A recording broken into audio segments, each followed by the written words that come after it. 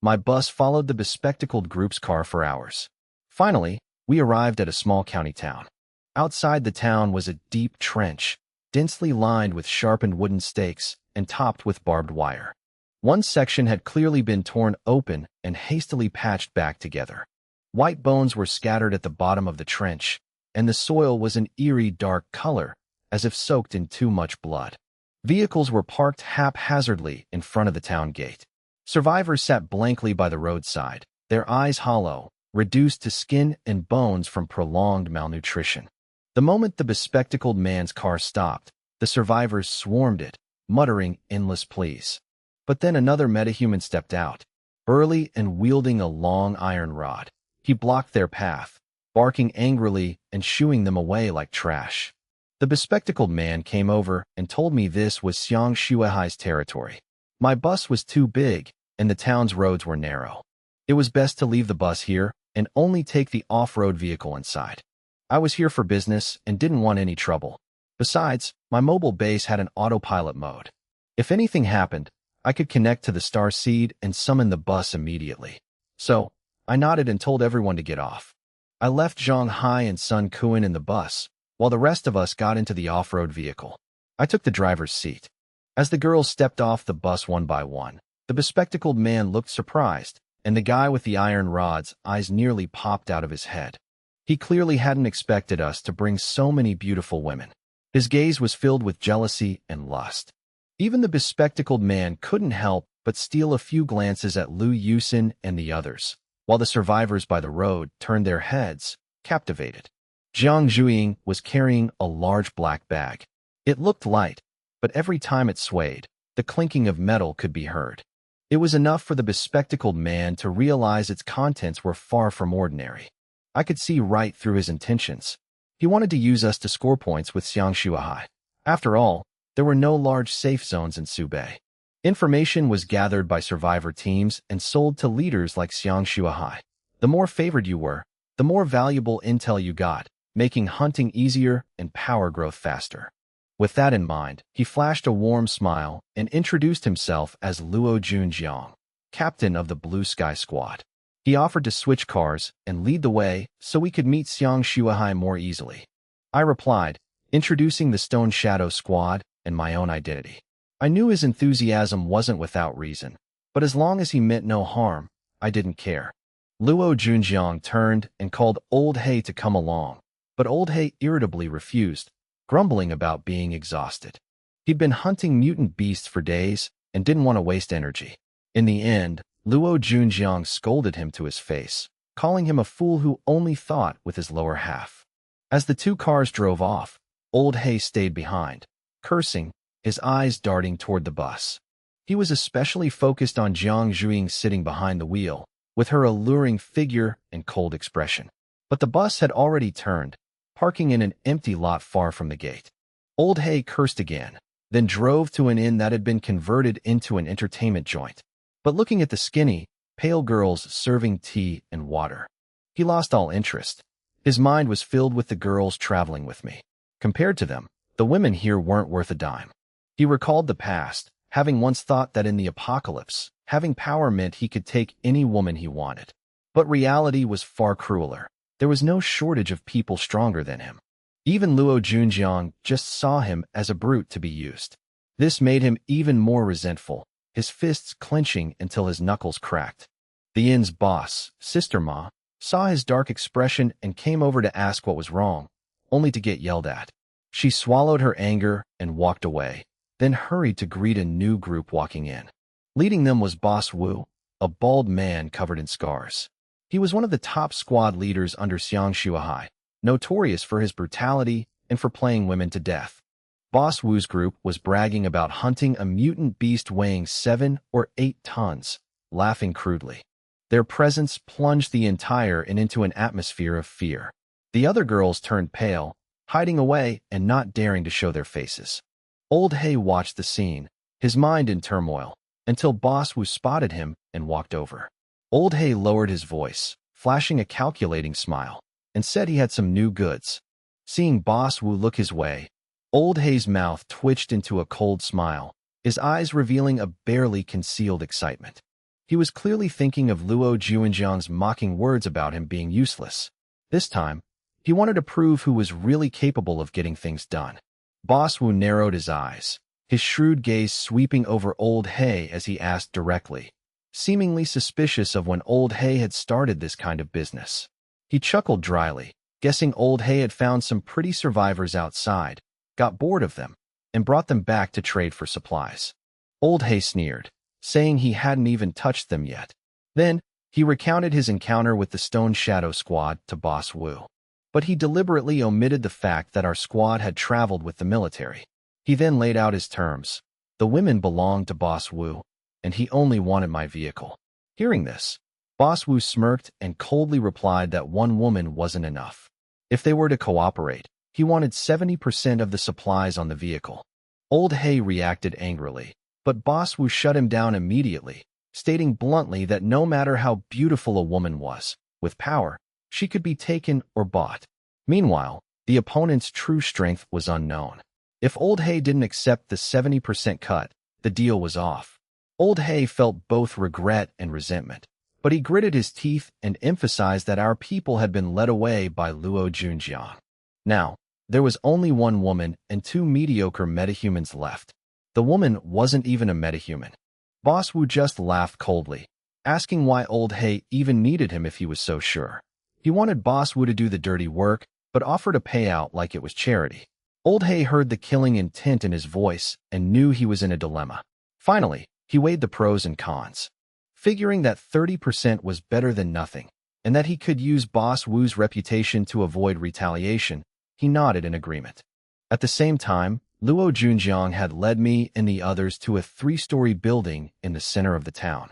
In front of it was a large open lot, with vehicles parked tightly on both sides of the road. I had to take a few good looks at the cars parked by the gate. The off-road vehicles were all encased in thick iron cages, welded with sharp spikes over half a hand long. They looked like giant hedgehogs.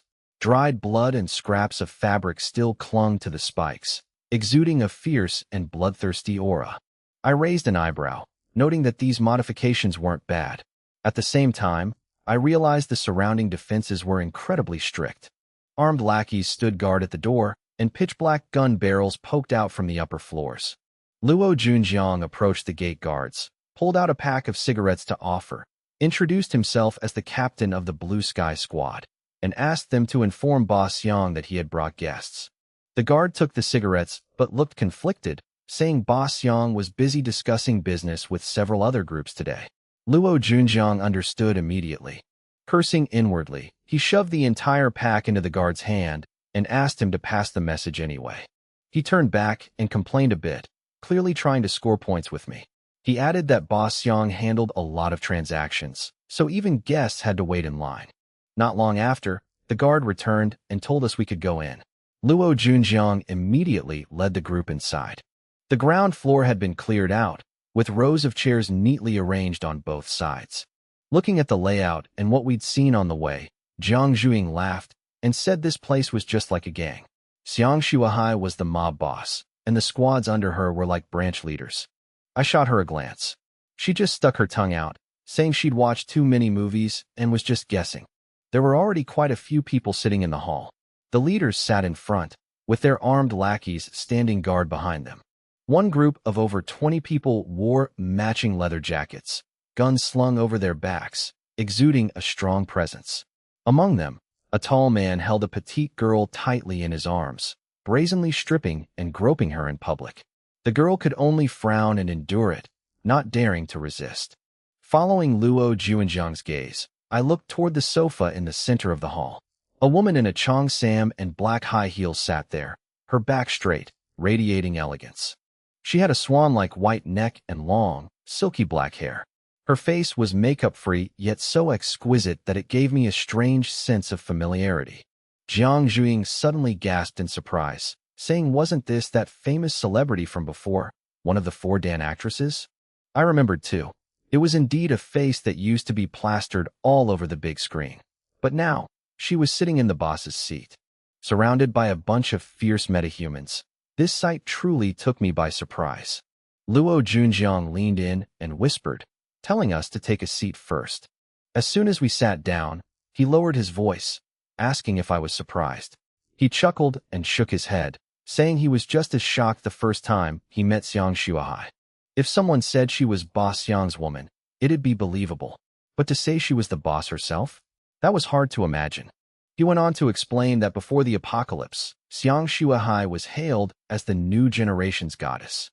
Not only was she beautiful, but she was also an outstanding overseas student. Her family background was massive, so even if people were jealous, no one dared touch her.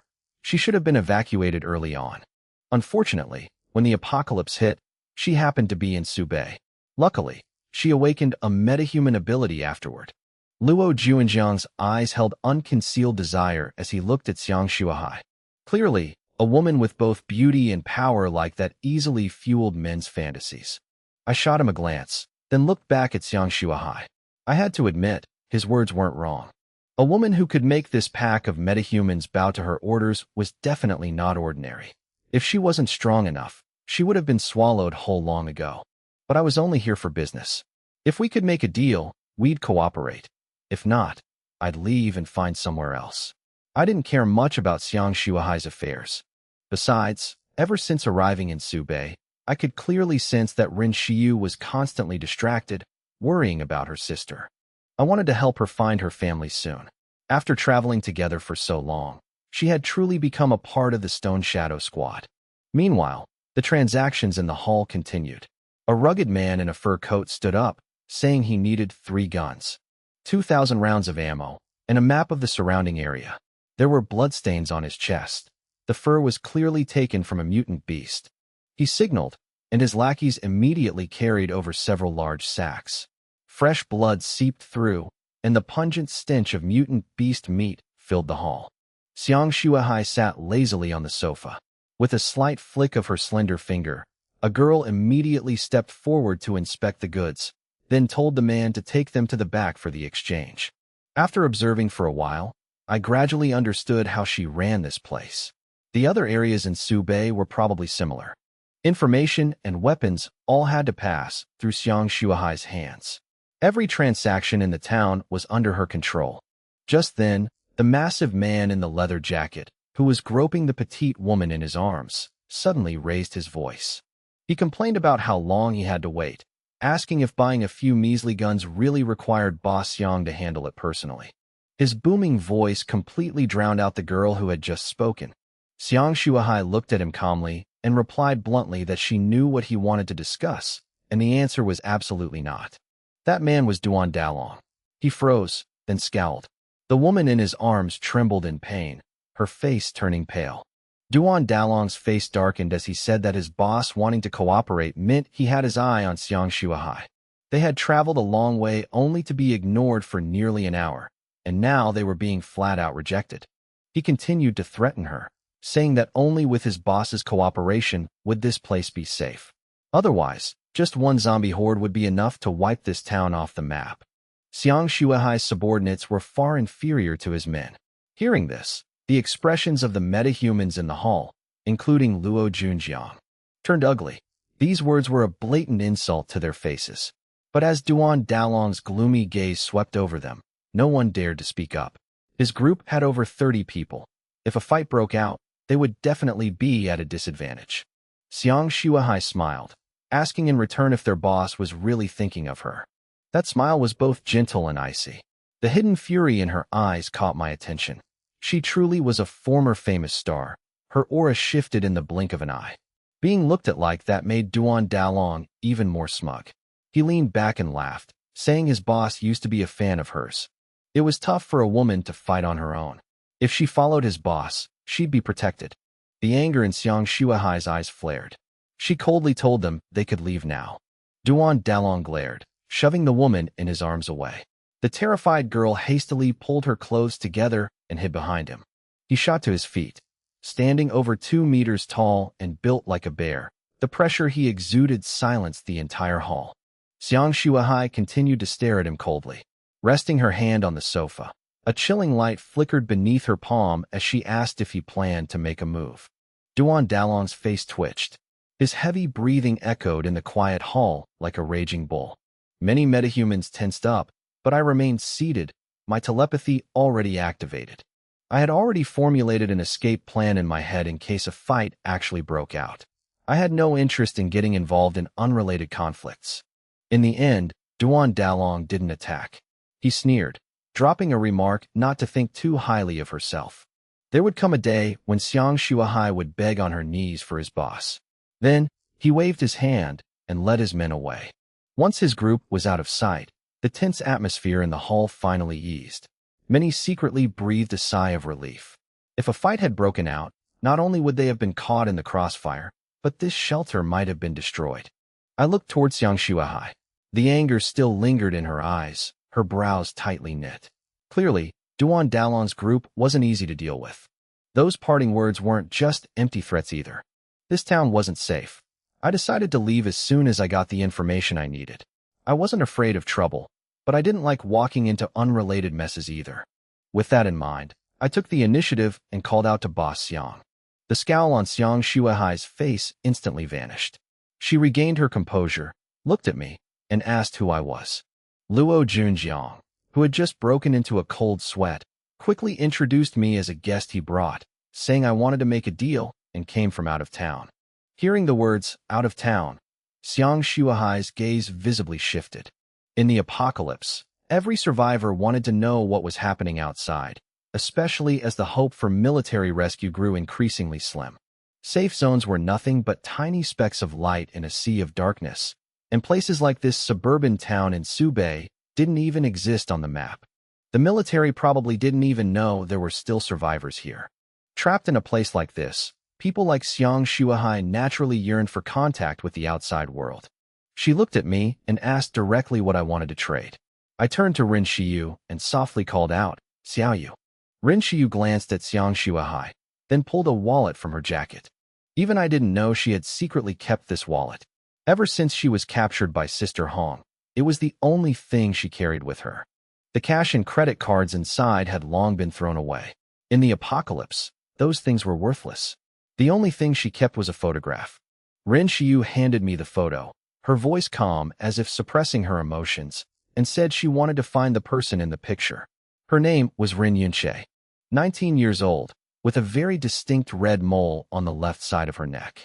This was also the first time I learned her sister's name. Rin Yunshe looked a lot like her sister, but unlike Rin Shiyu's gentle and fragile demeanor, the girl in the photo was full of life and confidence. Especially her gray eyes, which held a natural allure, the kind of gaze that was hard to forget. Xiang Shuahai stood up and walked over to take the photo. A faint fragrance wafted from her, making me instinctively furrow my brow. She studied it for a moment, then said she had memorized it and would have the metahuman squads look for her. But regardless of the outcome, as long as there was news, the fee would still apply. I nodded in agreement. Xiang Shuahai stated the price was 500 pounds of mutant beast meat. It wasn't an exorbitant price, considering finding someone was never easy. I immediately added that anyone who provided verified information would be rewarded with an extra ton of mutant beast meat. A ton of meat might not be enough to trade for a person, but it was definitely enough to make anyone with clues open their mouth. Rin Shiyu quickly said this reward would come from her share. After every battle, she got her own spoils, even though she had used up quite a bit. I flatly refused, saying this was a squad matter. Jiang Zhuiying chimed in as well, telling her not to be so polite. Rin Shiyu hesitated for a moment, then gave a slight nod. Luo Junjiang, standing nearby, was deeply shaken. A ton of mutant beast meat, spoken of so casually. They were even offering to pay for it themselves. Just how many supplies did our group have? The more he thought about it, the more convinced he was that he had picked the right people. This squad was truly powerful. Xiang Shuahai nodded, saying the deal was set. She would keep the photo to make copies. In this day and age, finding a photocopier wasn't hard. It just cost a bit of diesel to run the generator. Clearly, she had a supply and didn't ask for extra fees. If she couldn't find the person, she wouldn't even take the 500 pounds of meat she had asked for. This made me even more certain that Xiang Shuahai was a principled and generous person. It was no wonder so many people followed her. Speaking of diesel, I suddenly thought of my own reserves. I had enough for now, but I had already burned through quite a bit. Later, when the mobile base upgraded to its third form, fuel consumption would definitely increase. There was no military in Subei. Maybe there were still intact gas stations around. This was a resource I was very interested in. Not long after, the girl sent to make copies returned. Ren Xiu carefully tucked the photo back into her wallet. In this apocalypse, it was almost the only thing she had left. Xiang Shuahai said her subordinates would handle the search, but unexpected issues might delay the progress. She then suggested we stay in town, noting that metahuman squads didn't have to pay accommodation fees. I knew exactly what she was worried about, especially after the recent clash with Duan Dalong. But none of that concerned me. There wasn't just one faction in Subei. I had originally planned to trade and gather intel from all sides anyway. As soon as we stepped out of the hall, Luo Junjiang chased after us, smiling and telling me not to worry, that he and his brothers would do their best to help. Before I could even reply, I let out a cold laugh. I turned to look at him with icy eyes, stating bluntly that his so-called help was just a death wish. In that moment, genuine killing intent flared within me. Jiang Zhuing had sent a message, saying she, Zhang Hai, and Sun Kuan had been ambushed. The attackers included the guy with the iron rod. Right now, in a corner of the parking lot, Jiang Zhuing was holding a military dagger. She stood with Zhang Hai and Sun Kuan, their backs against the wall, coldly glaring at the crowd in front of them. Blood was pouring down Sun Kuan's arm. If Jiang Zhuing hadn't reacted in time, he would have been hacked to death on the spot. Several cars had pulled up in front of them, completely boxing them in. Aside from Old Hei's men, there were over 20 others, all armed, many with guns. They looked at the three of them like vicious wolves cornering a flock of sheep, their eyes full of contempt. Boss Wu sat in his car, his eyes gleaming when he saw Jiang Zhuing standing in the middle of the encirclement. It seemed Old Hei hadn't lied. This woman was indeed stunning. In his eyes, she was no less beautiful than Xiang Shuahai. Of course, what he lusted after most was still Xiang Shuahai, a pre-apocalypse star who was now his boss. Just the thought of conquering that woman was enough to thrill him. But right now, Xiang Shuahai was too strong and had a loyal group of followers, so he could only dream. The woman in front of him wasn't bad either. Her tight black outfit hugged her hot figure perfectly, and her long legs and short boots were straight and slender. With her exquisite face and icy gaze, she held a three-edged military dagger, calmly watching the crowd surrounding her. In Boss Wu's eyes, Jiang Zhuing was already his prisoner, and Zhang Hai and Sun Kuan were as good as dead. With only 3 of them, how could they possibly fight off the mob he'd brought? Seeing Boss Wu's satisfied smile, Old Hei felt a surge of resentment, feeling like all the spoils were falling into someone else's hands. He quickly ordered his men to seize their vehicles. The bus was definitely packed with supplies, and Old Hei had been coveting that modified Hummer for a long time. The bus and the off-road vehicle were parked next to each other. Old Hei led his men toward them. Seeing this, Zhang Hai and Sun Kuan's eyes turned bloodshot. Fury surged within them. These bastards dared to touch my vehicles, the very things I had entrusted them to protect. Sun Kuan whispered to Jiang Zhuing to break through the encirclement and find me, saying they would cover her, even as he hissed in pain from his shoulder wound. Zhang Hai gritted his teeth, saying they might actually die here this time. But no matter what, they had to show these bastards they weren't pushovers. Killing 1 was a win. Killing 3 was a profit. Boss Wu sneered. He had dozens of men under him, and his squad was in the town's top 5. 2 cornered metahumans weren't worth his concern. He arrogantly told them that if they knew what was good for them, surrendering would save them a lot of pain. Otherwise, if they wanted to fight to the death, they wouldn't get to die easily. With a series of clicks, pitch-black gun barrels were simultaneously aimed at Zhang Hai and Sun Kuan. The 2 men clenched their jaws. Surrender was out of the question. Right then, Jiang Zhuing suddenly said I told them to hold on for a bit, that I'd be right back. Zhang Hai and Sun Kuan froze. They didn't know how she had contacted me, nor did they know how to hold out, but they trusted me implicitly. Hearing this, Boss Wu burst out laughing like he'd just heard a joke. In his eyes, these people were underestimating him way too much. He coldly stated that even if I came, I couldn't stop him. His plan was to capture Jiang Zhuing, set a trap, and kill me right in front of her. Jiang Zhuing paid him no mind, simply telling Zhang Hai and Sun Kuan to get ready. Boss Wu scoffed and signaled his men. A massive bald guy, built like a brick wall and serving as his right-hand man, stepped out of the car with a machine gun, a sinister smile plastered on his face. That machine gun was enough to shred a person to pieces in the blink of an eye. Zhang Hai and Sun Kuan gripped their weapons tightly, ready to charge if there was no other way, even if it meant using their bodies to block the bullets. Jiang Jing continued to observe calmly, terrifyingly cold. Just then, Old Hay and his lackeys reached the front of the bus. Suddenly, the stationary vehicle roared to life, stunning everyone. There was no one behind the wheel. The engine roared again. Old Hay sensed a lethal threat. Screaming to get out of the way, he dove to the side just as the bus lunged forward. With a series of heavy thuds, several lackeys were struck before they could even cry out, crushed beneath the wheels. Blood splattered everywhere as their bodies twitched like broken sacks. Old Hay lay flat on the ground, utterly terrified, unable to comprehend why the bus had moved on its own. The commotion made Boss Wu turn his head. The smile vanished from his face instantly when he saw the bus barreling straight toward his men. He screamed at them to get out of the way. Zhang Hai and Sun Kuan were also stunned. Only one thought flashed through their minds. I had returned. The bus roared fiercely, plowing straight into the crowd. The men who had been so aggressive just moments ago immediately scattered in panic. After all, they were only human. How could they possibly fight a speeding bus?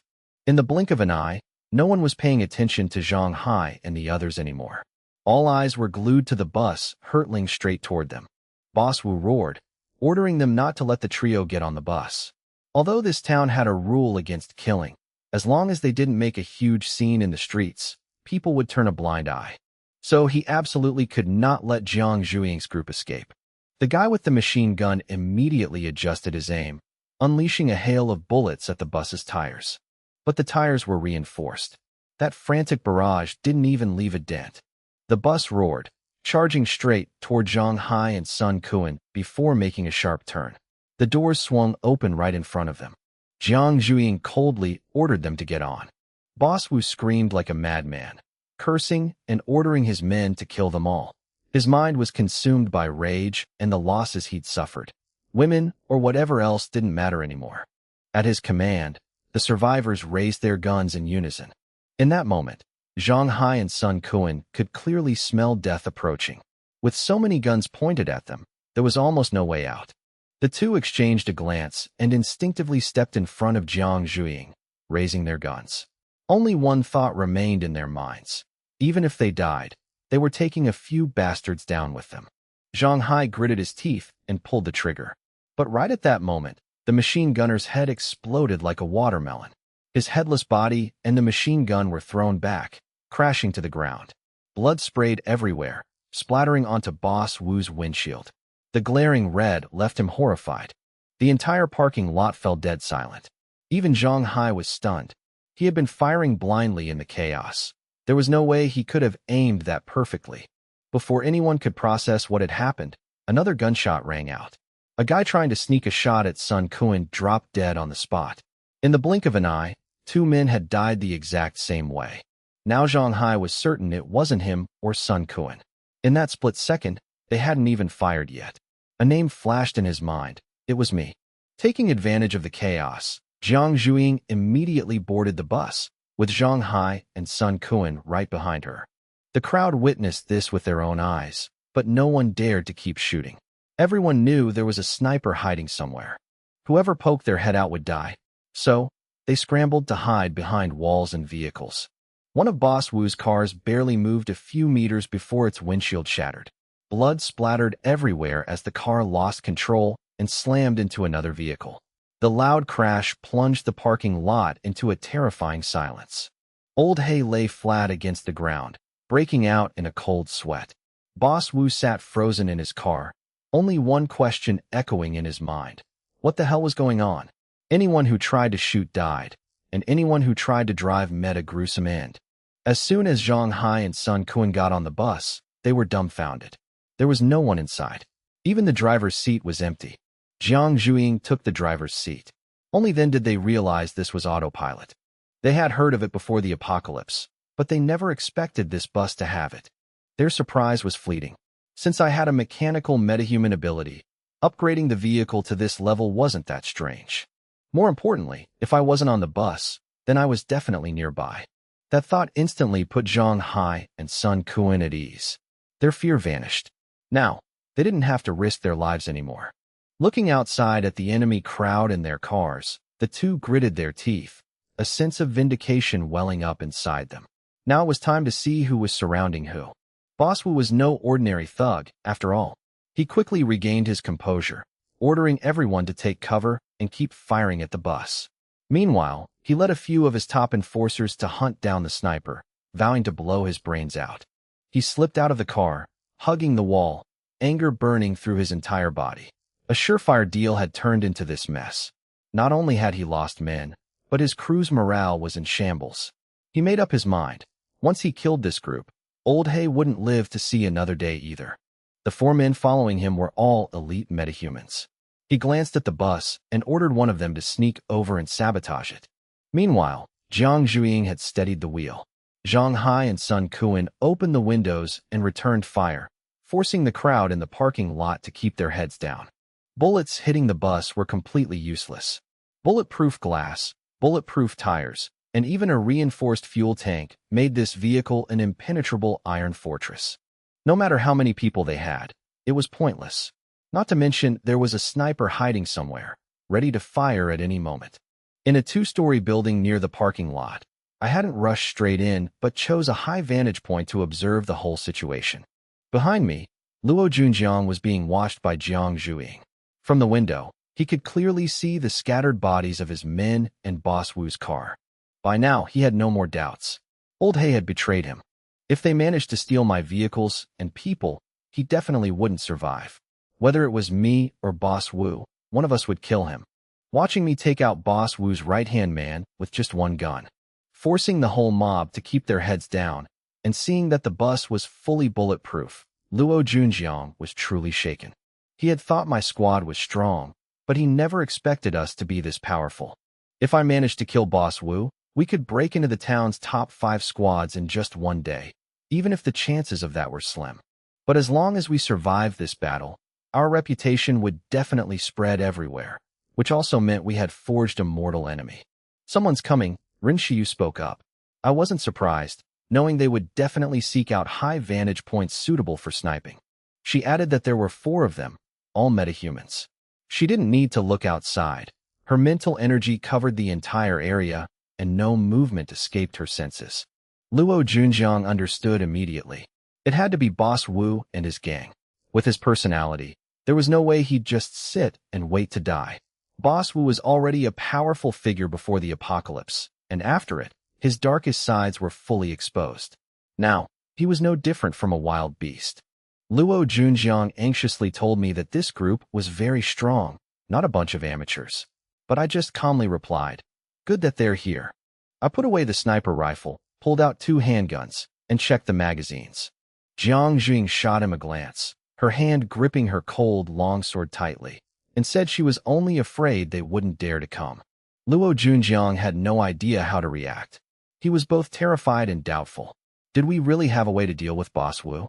Boss Wu and his gang quickly pinpointed the sniper's location.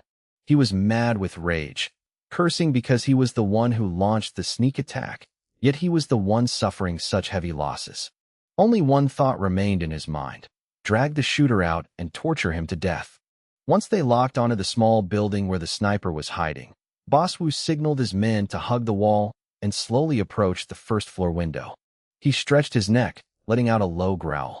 His eyes gradually turned a murky yellow, and a thick layer of fur quickly sprouted on his face and hands.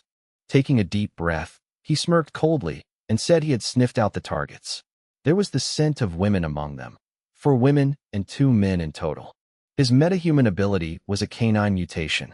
His sense of smell was so acute it far surpassed a normal human's, allowing him to pinpoint the exact number of people and their locations inside the building. With this ability, he had once hunted down a group of people for a full day and night, and used it to assassinate 2 rival competitors. In his eyes, the people inside the building were already dead. The only difference was that he wouldn't let them die easily. Boss Wu led his 3 lackeys and vaulted through the window. "He's inside the building," Ren Shiyu's voice echoed in my mind. I immediately ordered Luo Junjiang to be tied up, leaving Zero behind to guard him, while Rin Xiu maintained constant contact. Then, Jiang Zhuiying and I moved out. Luo Junjiang glanced at Zero standing nearby. She had a doll-like face, but her eyes were as cold as ice, a pitch-black dagger spinning in her hand. Zero circled behind him and tied his hands tightly. At this point, Luo Junjiang could only stand still. If Jiang Zhuiying and I didn't make it back in time, the 4 people in this room, including him, would have no way out. Rin Xiu coldly told him he'd better behave. His heart pounded as he realized she was a mental-type metahuman. And in this room, not only Zero but she too had enough power to make him pay. He didn't dare make a move, leaving him no choice but to let himself be tied up. Rin Xiu's voice rang out again, reporting that Zhuiying and I had reached the upper floor. Among the enemies, the one with the strongest energy was circling to the left, intending to climb through the second-floor window. I decided to wait for him at the window, leaving Zhuiying to handle the rest, and told her to be careful. Zhuiying smiled, saying it was no problem, and left with her blade. Watching her back, I was still a bit worried, but with Rin Xiu's support, I believed she'd be fine. I gripped my gun tightly and moved close to the window. The moment the enemy showed his face, I would fire. Just then, Boss Wu clung to the wall. With one more move, he could flip through the window. But suddenly, he sniffed the air. The claws on his hands extended, and he unexpectedly lunged toward a different window. In the blink of an eye, he appeared right behind me. Rin Xiu immediately shouted a warning. Without even thinking, I dove forward. Right where I had just been standing, 5 deep claw marks gouged into the wall, exposing the red bricks. A hit like that would be enough to rip a person's organs out. The moment I hit the ground, I spun around and fired 3 quick shots.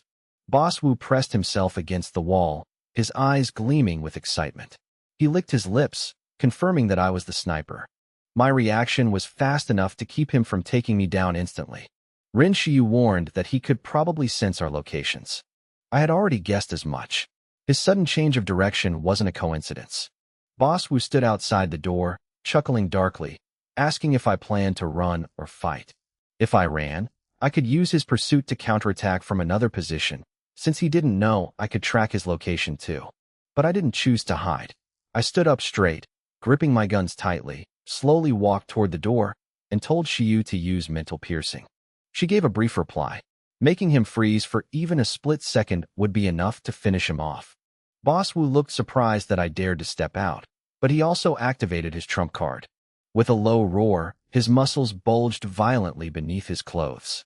Claws sprouted from his hands and feet, his fangs bared, and his eyes turned glowing red. In this state, he had torn apart both the living and the undead. It was this monstrous, savage strength that kept him at the top.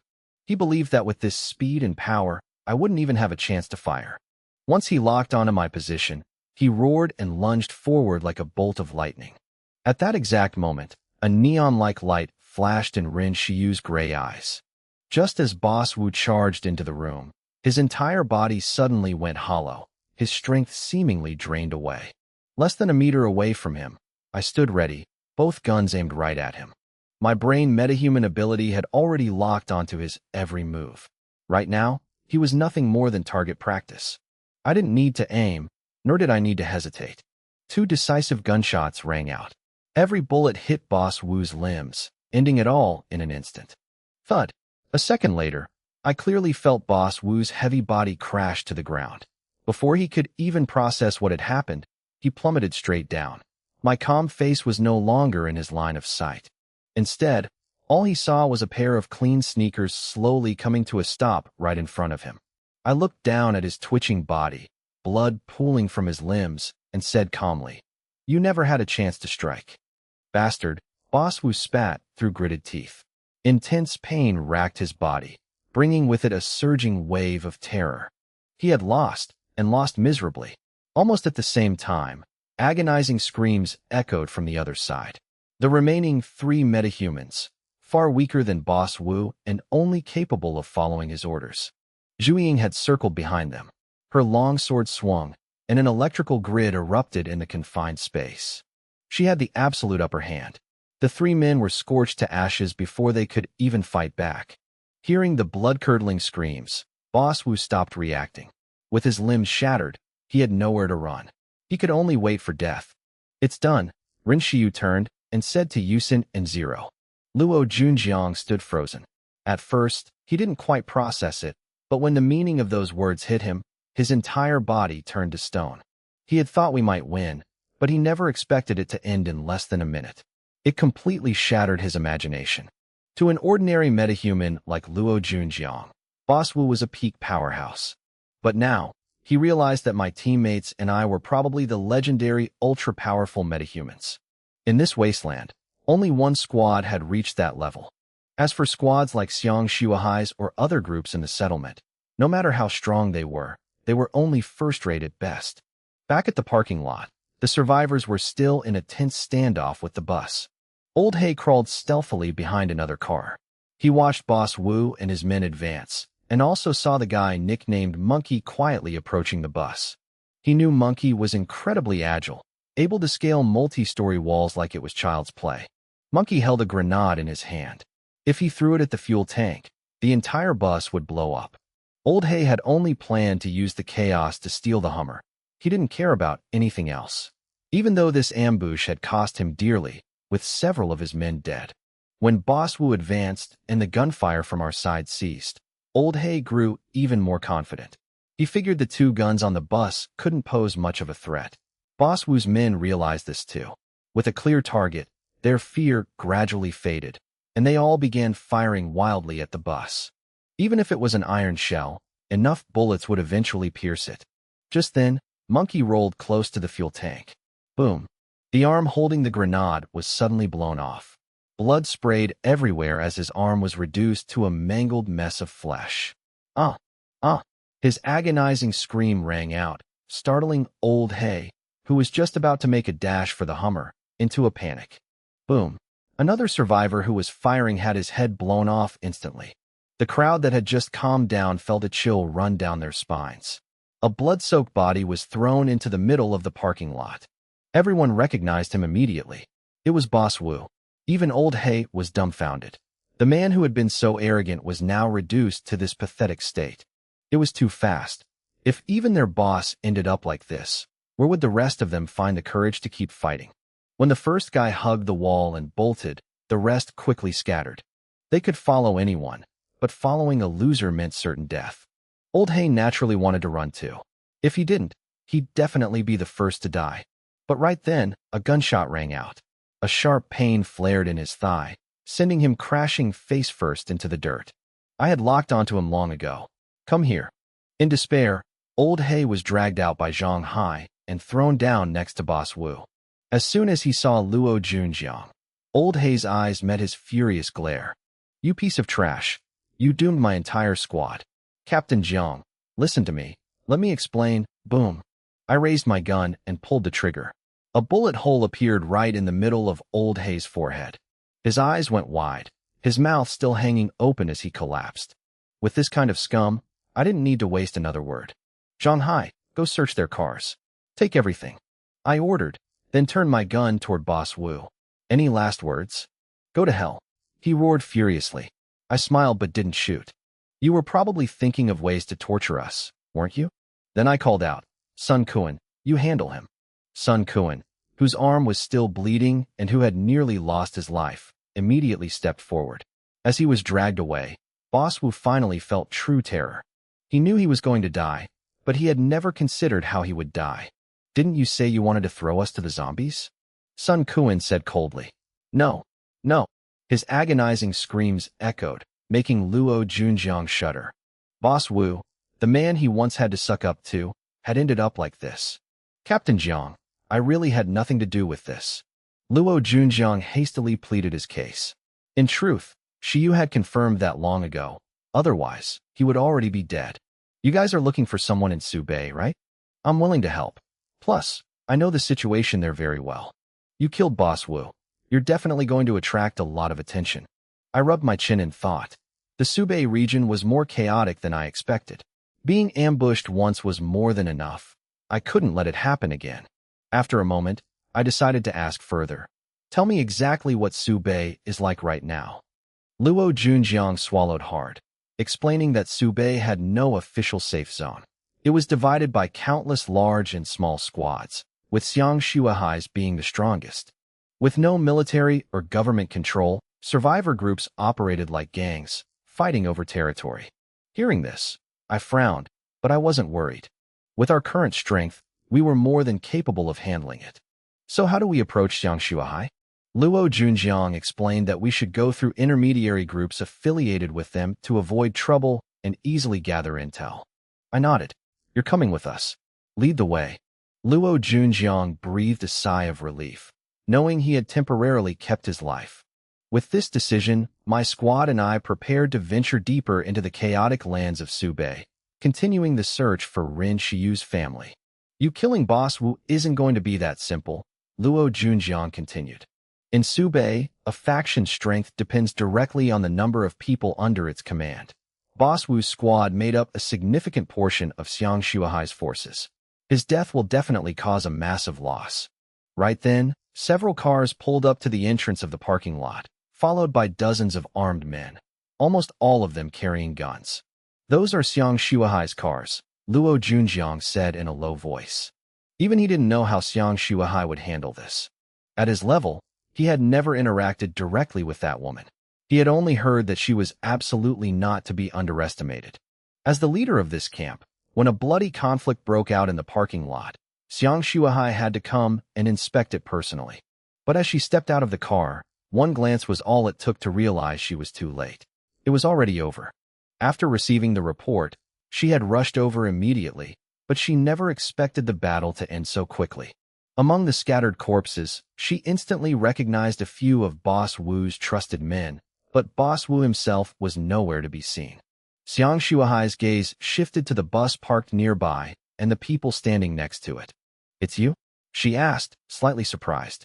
"Just a few minutes ago, we were making a deal at the restaurant, and now we were meeting again in this kind of situation." "Where's Boss Wu?" Xiang Shuahai asked. "Dead," I replied calmly. Even though she brought a lot of people, I wasn't worried at all. The bus was right behind me. I could leave whenever I wanted. Xiang Shuahai nodded, her alluring eyes narrowing slightly. "You killed Boss Wu and wiped out his squad. You've caused me a massive loss. There are still many ordinary survivors in the camp. When the zombies attack, it's my squads that have to step up and protect them." In reality, she couldn't completely control these metahuman squads either. They were hard to manage. If they were unhappy, they'd just leave and join another faction. "So what are you getting at, Boss Xiang?" I asked, my voice still calm. Xiang Shuahai looked at me for a few seconds, then shook her head. "I don't want to make an enemy out of you. Boss Wu is dead. Fighting you won't make up for the loss. I want to ask, are you interested in cooperating with me?" I was a bit surprised. "Cooperating?" "Yes, cooperating. You were at the restaurant earlier. You must have heard what Duan Dalong said." Duan Dalong is a leader in the largest faction in Subei. He's Yang Feng's right-hand man, fiercely loyal. Xiang Shuahai continued. Her offer of cooperation wasn't without reason. First, Boss Wu is dead. Second, my squad had displayed strength far surpassing his. Rather than relying on Boss Wu, she'd much rather team up with an outsider like me. So that was it. Of course I remembered. Yang Feng had proposed an alliance, but Xiang Shuahai rejected it. Before leaving, Duan Dalong had dropped a threat, clearly intending to cause trouble later. "Sorry, I'm not interested in cleaning up someone else's mess. I had no intention of staying here to protect her." "Aren't you looking for someone? Do you know who Yang Feng is?" "He used to be a military officer in Subei.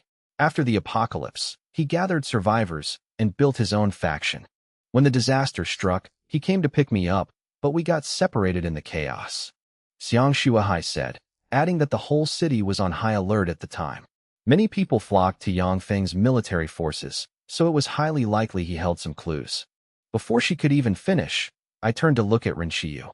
She tried to stay calm, but her hands, clenched so tightly her knuckles were white, betrayed the turmoil in her heart. Seeing that reaction, the corners of Xiang Shuahai's mouth curled up slightly. Even though we only showed a photo and didn't reveal Rin Yunch's identity, with her sharp eyes, she had already figured it out. Before the apocalypse, she came from a wealthy background and was a famous star. She had interacted with many powerful and wealthy factions, including the Rin Corporation. With Rin Xiu standing right in front of her, possessing such outstanding beauty and elegance, it only took a little deduction to put the pieces together. She had also heard the name Rin Xiu before the apocalypse. Therefore, her sister was definitely on the evacuation list, and Yang Feng had been in charge of that operation. That piece of information was enough to sway us.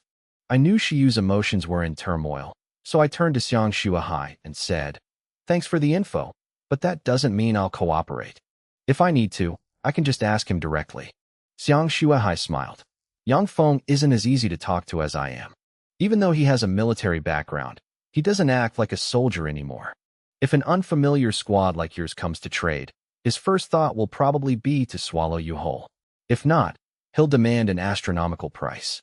She paused for a moment, then continued, "Actually, I didn't get separated from him. I used the chaos to run away on my own. When he realized the apocalypse was truly here, Yang Feng wanted to take me with him, but I saw through his intentions early on." She didn't need to spell out what those intentions were. Everyone understood. The apocalypse exposed all kinds of human nature. Some sacrificed themselves to protect others, while some betrayed for their own gain. Yang Feng belonged to the latter. And with a famous star like Xiang Shuahai by his side, his motives were all too easy to guess. He probably never expected that she would not only escape, but also survive and even build her own faction. I changed my name, but he still found me. Duan Dalong coming here to discuss an alliance clearly meant no good, Xiang Shuahai said. "So you want us to help you deal with him?" Zhu Ying spoke up. Xiang Shuahai shook her head, a sudden murderous glint flashing in her beautiful eyes. "I want you to team up with me and launch a surprise attack on him. Capturing him alive and prying the information straight from his mouth. Wouldn't that be much more convenient?" Her voice was soft, sweet, and elegant, but every word she spoke dripped with icy killing intent.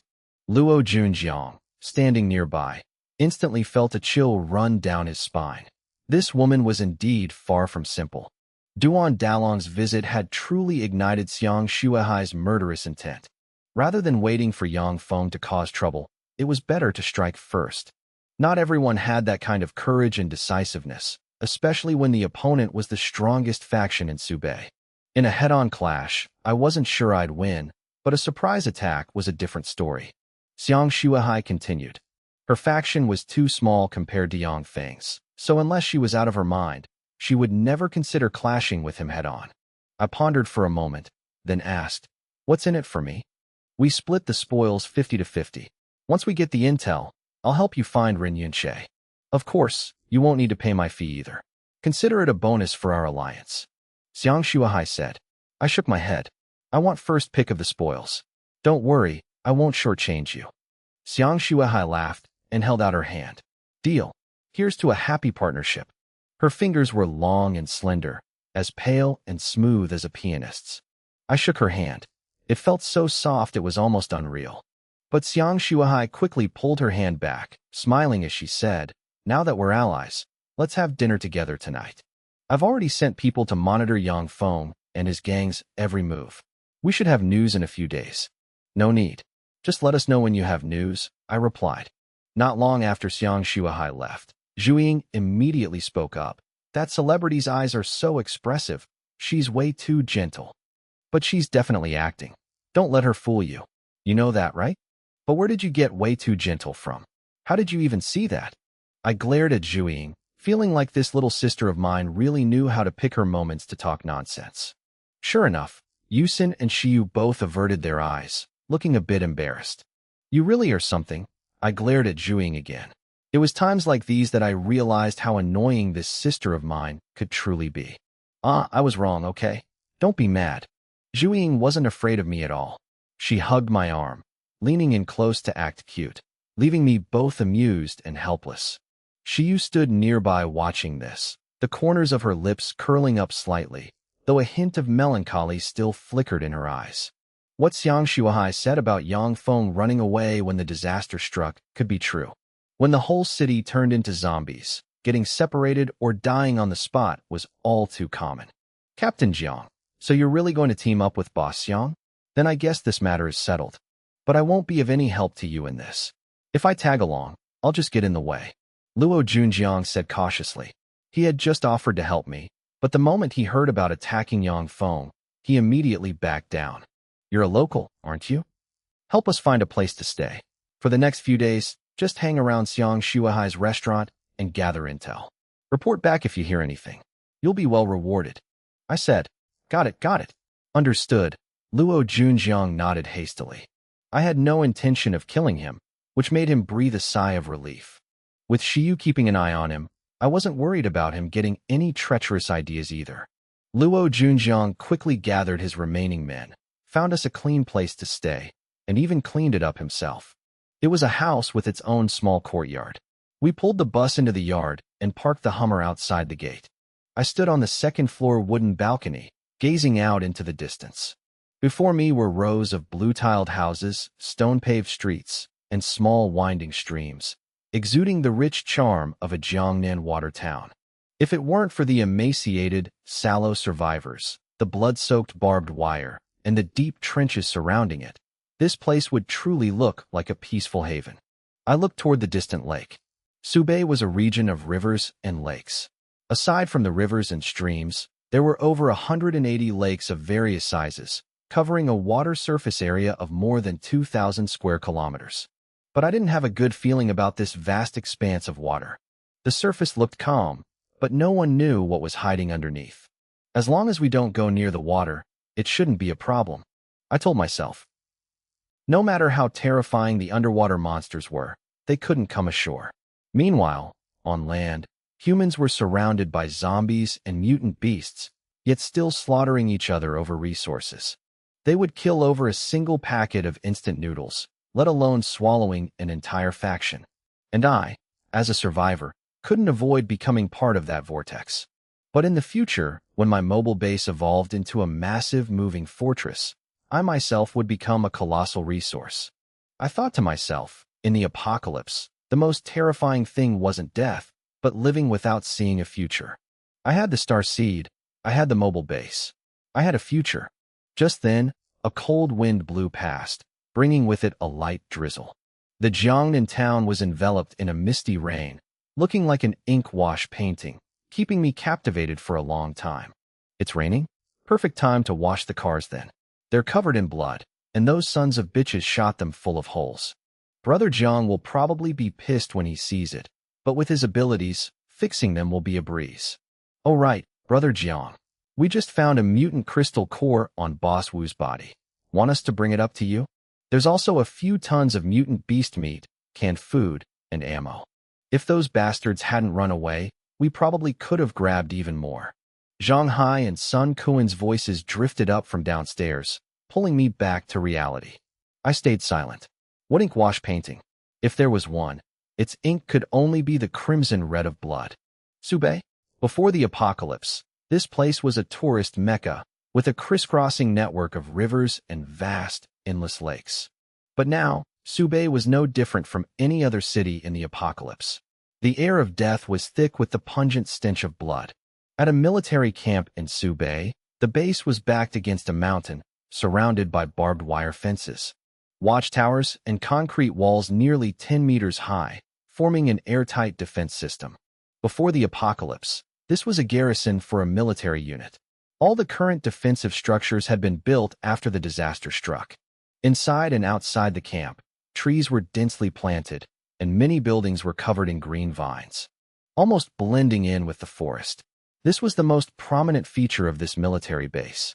The rain poured down like a waterfall, relentless and heavy, battering the mountain peak. Mangled corpses mixed with blood were washed away by the torrent, forming bright red streams at the foot of the mountain.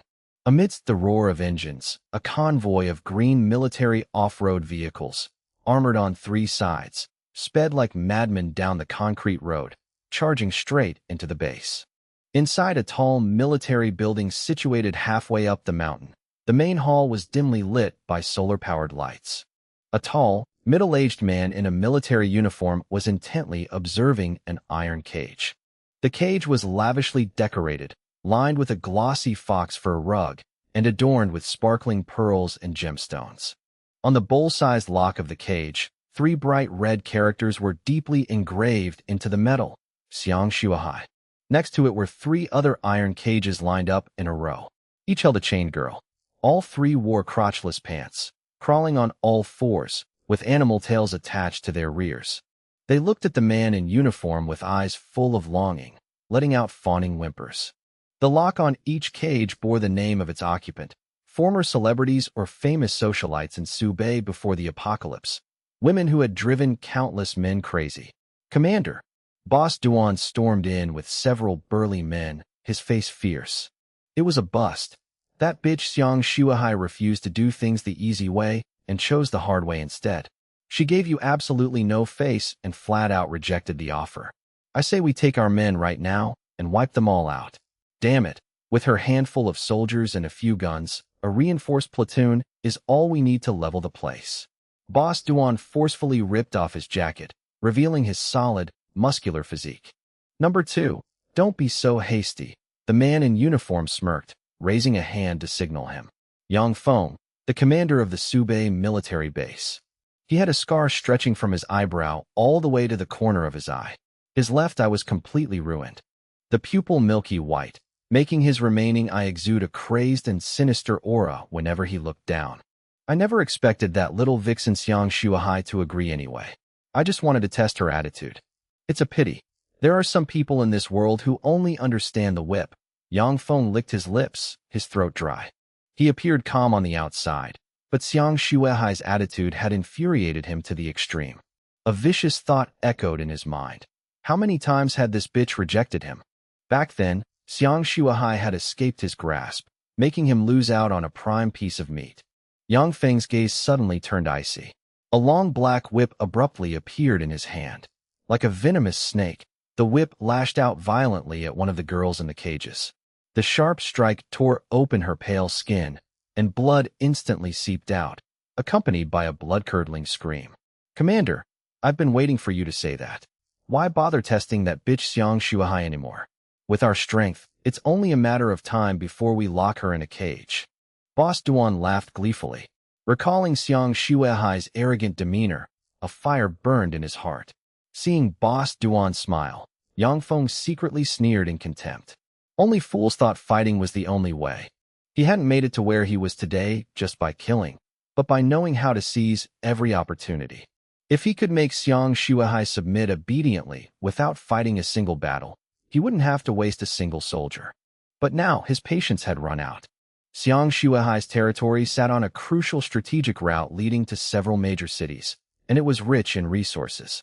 He absolutely had to take control of it. Just as Boss Duan turned to leave, he nearly bumped into an old man rushing in frantically. The old man was drenched from head to toe, his hair a mess.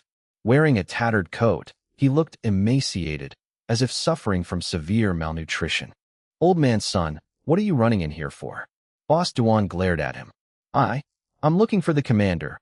Old man's son forced a smile, not daring to meet that fierce gaze. "What is it?" Yang Feng lightly flicked the whip in his hand, his cold eyes staring straight at the old man. "Commander, the rain is too heavy today. You know I used to work in water conservancy. It's the rainy season now. I checked the Fuyang River Dam, and its condition isn't very stable. Do you need to send more people to guard it?" Old man's son said, trembling. Sweat soaked his palms. It took all his courage just to speak up. Yang Feng burst out laughing, his smile revealing 8 bright white teeth. The next second, the black whip in his hand lashed out, striking the old man right in the face. The whip whistled through the air, leaving long, bloody welts across his aged face and shoulders. Blood splattered everywhere. Old man's son cried out in pain and collapsed to the ground. "Old man's son, what do you think I keep you around for? Don't you get it? I give you food to eat, so you need to prove you're worth it. You dare come to me over such a trivial matter?" Yang Feng said coldly, his gaze sharp as a knife. He was a man full of ambition, absolutely unwilling to be tied down in a small place like Subei. Before the apocalypse, he was the commander of the military garrison here, tasked with escorting the social elites, including the upper class, to a designated evacuation base before heading to Zhonghai. Initially, he thought it would be an easy mission. The evacuation list included quite a few famous names he had only ever seen on TV and in newspapers, including Xiang Shuahai. She wasn't just a star, she had a massive family background, with ties to both politics and business, wielding considerable power. But not long after bringing that group to the base, the disaster struck. Not only civilians, but a large number of soldiers also turned into monsters. The military fell into chaos, and Yang Feng awakened a metahuman ability. In that situation, instead of trying to salvage things, he gathered a group of people and quickly seized control of the base, using it as a stepping stone to gradually swallow up the surrounding factions in Subei. As for the surviving elites, no matter if they were business tycoons or big shots, he shot them dead without mercy, only keeping a few with useful knowledge to exploit. As for those famous socialites and noble ladies, they all became nothing more than his playthings. Old Man Sun took a lash from the whip. His body staggered, his soul seemingly departing, as the last spark of life vanished from his aged face. No one's in charge anymore. It's a world of chaos. This heavy rain is a blessing, better than being eaten by zombies. Under the torrential downpour in front of the military base, the frail old man stood in silence. His hollow eyes stared toward the foot of the mountain, where several mangled zombies hung limply from the barbed wire fence. They growled low in their throats, limbs clawing hopelessly at the air, their bloodshot eyes filled with a primal thirst for slaughter. Some were missing arms or legs. Others had their bellies ripped open, yet they refused to die. The heavy rain had persisted for 3 days. In the late afternoon on the outskirts, the downpour was so thick it severely cut down visibility. On the small path leading into the distance, a few headless corpses lay sprawled across the way, their blood long since washed away by the rain. From afar, the guttural shrieks of zombies began to echo. This was the shortest route leading to Yang Feng's military camp. Now that the spies have finally been dealt with, we can move out, Xiang Shuahai said seriously, looking toward me. To prepare for this raid, she had conducted a massive purge of the outskirts during the days she spent waiting for me to arrive. This area was naturally chaotic, and among the rabble, there were bound to be Yang Feng's eyes and ears. Normally, she could turn a blind eye, but now that we were leaving, this was her main rear base. She wouldn't allow any hidden threats to remain. Desperate times called for desperate measures. I glanced at the corpses on the ground, nodded, and turned toward the bus. Jiang, this stretch is mostly mountain roads. Are you sure you don't need us to arrange a modified off-road vehicle for you? The boss just managed to get her hands on a Unimog not too long ago. The girl standing beside her spoke up. She was Xiang Shuahai's assistant, Jian Ling. A Unimog? Zhang Hai and Sun Kuan's eyes immediately lit up. Before the apocalypse, the Unimog was world-renowned, dubbed the king of off-road vehicles, even more powerful than the Warrior. But no matter how powerful it was, could it really compare to my monster of a bus? Zhang Hai and Sun Kuan glanced at each other, the corners of their mouths twitching with a knowing smirk. No need. My bus won't lose to a Unimog. I stopped and spoke nonchalantly. Sun Kuan shook his head. Jiang is still being too modest. Comparing his bus to a Unimog is like calling a supercar a pile of scrap metal. No matter how tough a Unimog is, it can only hold out for a while against a horde. My bus doesn't just hold out. It can charge through them back and forth. Mr. Zhang's vehicle can just follow behind us then. Jian Ling frowned slightly, a faint, barely perceptible trace of disdain flickering in her eyes. She thought she was being helpful, yet this group did nothing but brag. Jian Ling glanced at the bus. It had a luxurious interior, and she could see the silhouettes of 2 beautiful girls inside. She couldn't help but think I just couldn't bear to leave my life of luxury behind. But this trip was for war, where survival was never guaranteed. No matter how strong my team was, facing Yang Feng with such a reckless attitude was a recipe for disaster. I wonder if the boss made the right choice by deciding to cooperate with Shi Ying's team. Jian Ling thought to herself, a seed of worry sprouting in her heart.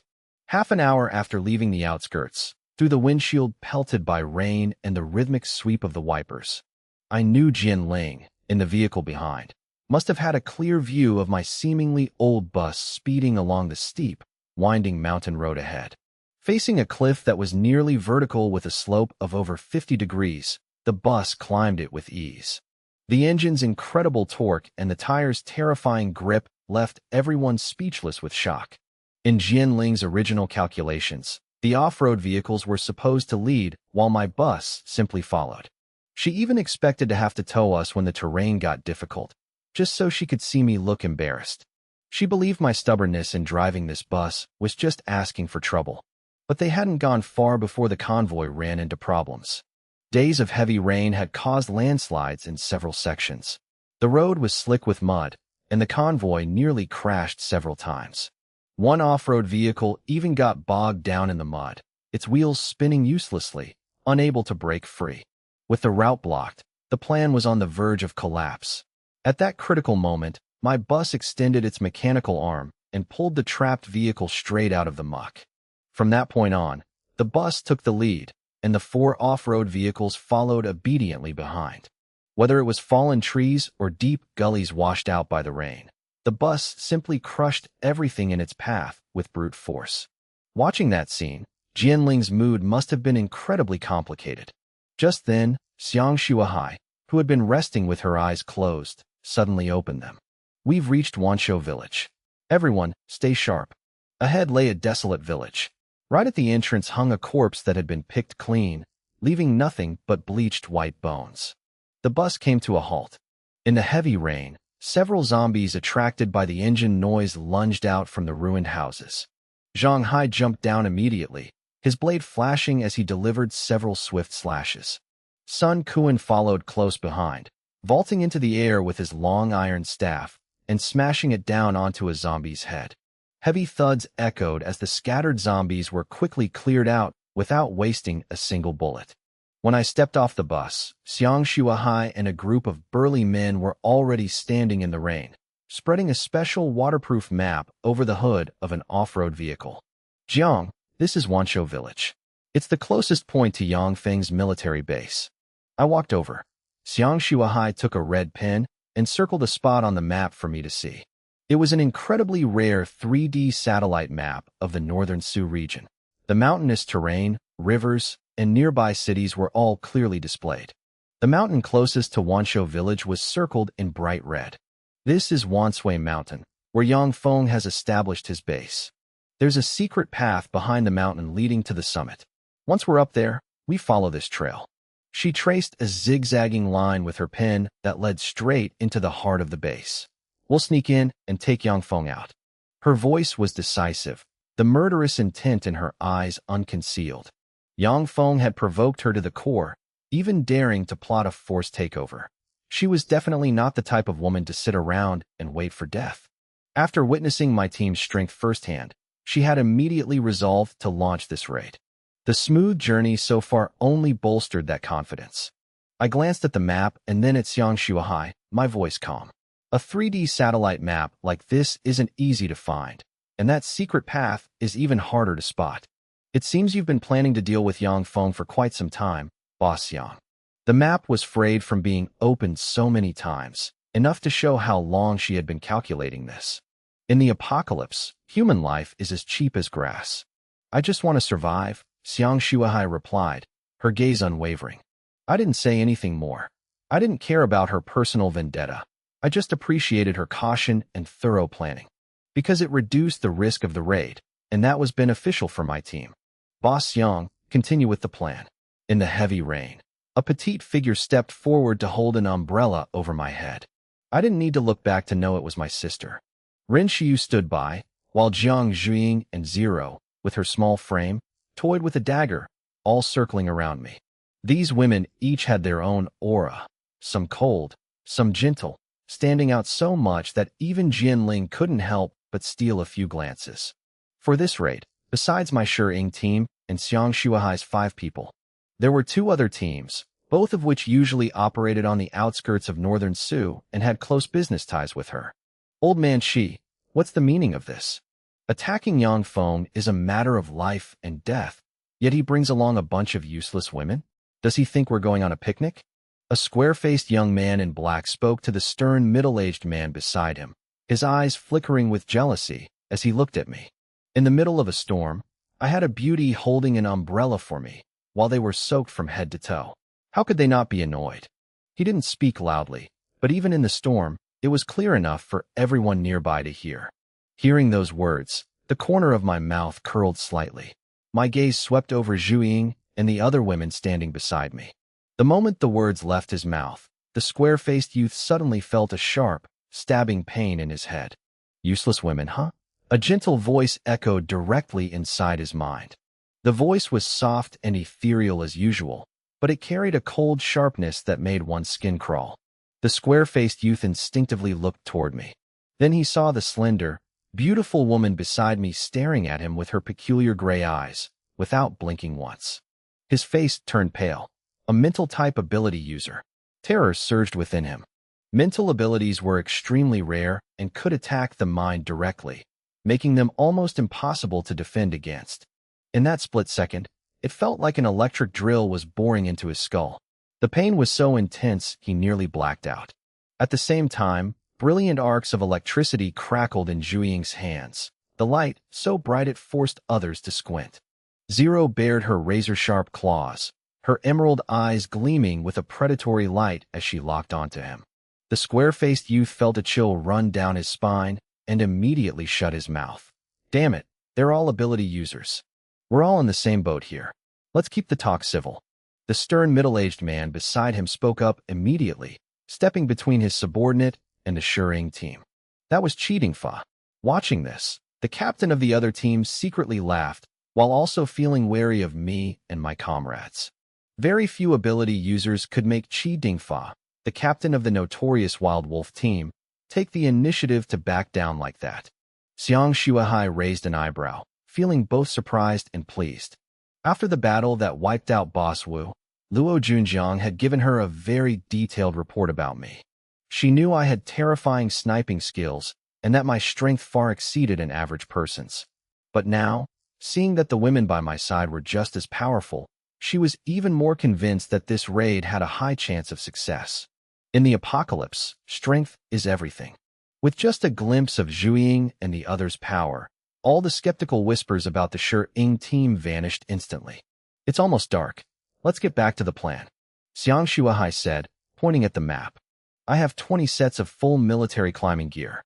We'll cross this stream, then scale the mountain here. We should reach the foot of the back of Wanshui Mountain in about 2 hours. There are 3 of Yang Feng's hidden outposts there. Watch out for mutant beasts on the way. Even though this is his territory and they've likely been hunted clean, we still need to be careful. She explained in great detail. Right then, I spoke up. Boss Yang, your plan doesn't mention my bus. This vehicle must be part of the operation, so I'll be leaving a few people behind with it. As soon as I said that, many people around us looked shocked. A bus charging into a military base? A raid is supposed to be stealthy and silent to avoid making a scene. Driving a bus straight into the base, isn't that a bit too flashy? I understood their doubt, so I continued. Don't worry. For now, my bus will stay hidden in a secure spot outside the base. But if the raid runs into trouble, or when we need to retreat, it will charge in immediately. Seeing the hesitation in Xiang Shuahai's eyes, I added one more thing. If the plan doesn't include my bus, I'm pulling out of the raid. Zhang Hai and Sun Kuan silently gave me a thumbs up in their hearts. They understood perfectly. I wasn't just talking tough. Having been with me long enough, they knew that the thing I trusted most wasn't anyone's promise, but this bus. It was a killing machine, but also a guarantee of survival. If anything went wrong, that vehicle would protect us to the absolute limit. Not just for me, but for the entire Shering team, the bus was our lifeline. Xiang Shuahai fell silent for a moment. My words were clearly challenging her temporary command. She looked up at the storm-ravaged sky. Night was about to fall. They had already come this far. If a conflict broke out now? Fine. I agree, she finally said. You handle the bus arrangements yourself. Just make sure that when it moves, it doesn't alert the troops inside the base. That was her greatest concession. She needed my strength and the strength of those around me. As long as Yang Feng could be eliminated, other things like pride or immediate interest were negligible. Once Yang Feng was dead, his territory and resources would be enough for everyone to share. But the most important thing for her was his death. Just the thought of someone like Yang Feng constantly lurking behind her made it impossible to sleep peacefully. She had also heard rumors about how he treated women. In the apocalypse, if a woman wanted to protect herself, there was only one path, holding power in her own hands. Chi Dingfa and the others saw that Xiang Shuahai had agreed, so they didn't object. In fact, they were thinking that if the bus caused a commotion, it might even be better It could draw fire and create an opening for them to assassinate Yangfeng. In Cheating Fa's eyes, the Shuying team and the bus had become cannon fodder. Thinking this, he even felt a bit happy. If they want to die, let them. There will be more loot for the rest of us. All right then, I'll get my people ready and we'll head out with you shortly. I nodded, giving Xiang Shuahai a deep look. This woman was sharp, decisive, and knew when to compromise. It was no wonder she could survive and control an entire region in these chaotic times. Her decision left the Shuying team very satisfied. But in the eyes of the others, our smile seemed incomprehensible. An old bus being held in such high regard? To them, this outsider team was truly bizarre. Chi Dingfa curled his lip in a cold sneer. Like captain, like crew, none of them think like normal people. It's just a pity for those female ability users. To think they'd follow me into such a foolish endeavor. The sentries in the hidden outpost beneath the mountain pass were sliced in half, their guts spilling out onto the ground in a mess of red and white. Blood mingled with the rain, flowing in cold, winding streams. Xiao San, the square-faced youth with moss-green skin, stood up beside the corpses as his skin tone slowly returned to normal. He was Cheating Fa's right-hand man. His ability allowed him to change his skin color like a chameleon, making him perfect for assassination and scouting. In just a few breaths, he had silently dealt with the 3 hidden outposts at the foot of Wanshui Mountain. Xiao San smugly gave an okay sign toward Chi Dingfa. Chi Dingfa remained composed, but his eyes couldn't hide his smugness since it was his man who had scored the first kill. Xiao San glanced over at me, only to find me talking to Rin Xiu beside me. I didn't even bother to give him a second look, which infuriated him. He cursed us in his heart for daring to look down on him. I whispered to Xiu that the road ahead would be grueling and told her to save her strength so I could carry her. Rin Xiu was a mental-type ability user. Her mental power was immense, but her physical stamina couldn't compare to Zhuiying's. The whole team had been trekking through heavy rain for 3 hours, wading through torrents, mud, and storms. Even I, with my enhanced body, was feeling the fatigue, let alone her. By now, Xiu was soaked, her face pale and her steps trembling. Before the operation, I had split the Shuying team into 2 groups. The main group consisted of myself, Zhuiying, Zhang Hai, and Sun Kuan for the direct mission. The rest stayed at the base vehicle, Ying, Zero, Xiu, and Dr. Li Yusin. Ying was in charge of controlling the base vehicle, while Zero was a transformation-type ability user. She was responsible for stealthily taking out the guards at the base entrance, while Li Yusin stayed in the rear since she wasn't a fighter. As for Xiu, despite her gentle appearance, she was tough inside. Knowing this raid was linked to finding her sister, she insisted on coming along to help. I didn't want her to take the risk, but seeing her determination, I finally had to give in. Xiu's mental detection was indeed incredibly useful. It was thanks to her that Xiao San could quickly take out the 3 hidden outposts. When I offered to carry her, she bit her lip and shook her head, saying she was fine and didn't want to be a burden. Just then, a loud crash echoed through the storm as a rotting ancient tree collapsed, rolling straight toward the team. Zhang Hai and several other ability users rushed forward to push the tree off the path. Startled, Xiu slipped on a wet rock and fell backward, letting out a cry. The mountain path was all hard stone. If she hit her head, the consequences would be unthinkable. In that split second, I reached out and caught her, hoisting her up and turning so she landed firmly on my back. I told her not to move. In this pitch-black storm, her mental ability was our most vital asset. Her only job was to save her energy. My voice was steady, much like the back supporting her. I could clearly feel Xiu's heart racing against my back. She lowered her head close to me, her face flushed with embarrassment. From childhood until now, besides her father, this was the first time she had ever been carried by a man. Though the wind and rain lashed at us, the warmth from my back made her feel much better. A nameless emotion began to stir in her heart. Zhuiying chuckled softly, whispering to me that I was getting a good deal since Xiu had a great figure. Under the rain, Xiu's clothes were soaked and clinging to her body, revealing her soft curves. In some places, her fair skin was visible. It was a good thing it was dark, or she would have died of embarrassment. I stiffened for a moment, thinking I might have spoiled Zhuiying too much. Before the apocalypse, I was quiet, rarely interacted with women, and was far from a romantic. Carrying Shiyu now, I tried to keep my mind professional, but that teasing comment poked a hole in my focus, making my thoughts drift involuntarily. The soft sensation against my back, my hands holding her slender legs, it all made me quickly remind myself to stay sharp. This was no time for distractions. Ahead, Xiang Shuahai's voice rang out, telling everyone to prepare for the climb. She was exhausted too, her wet hair plastered to her face, but the burning desire to kill Yang Feng made all the fatigue irrelevant. I whispered for Shiyu to hold on tight. She gave a soft hum behind me, her breath brushing against my ear, making it go numb in the cold rain. Half an hour later, through the torrential downpour and thick darkness, a group of shadows appeared on the peak behind Wanshui Mountain. I dropped the grappling hooks and climbing gear onto the ground, sweat soaking through my shirt. Even Zhang Hai, who had great stamina, was panting after scaling over 1,000 meters in a storm. Clearly, this challenge was beyond imagination. I, however, didn't feel too tired. Thanks to the improved gene serum and my rapid circulation, my body was constantly being replenished with energy, fully adapting to high-intensity exertion. Ren Shiyu slowly slid off my back, quietly chewing on a piece of mutant beast jerky. Zero had prepared field rations for mutant meat, allowing the Shi-Ing team to replenish energy at any time, even without the base vehicle. Everyone recovered their strength in silence, preparing for the battle ahead. Standing on the cliff, I could see the military building nestled in the dense trees on the mountainside with the naked eye.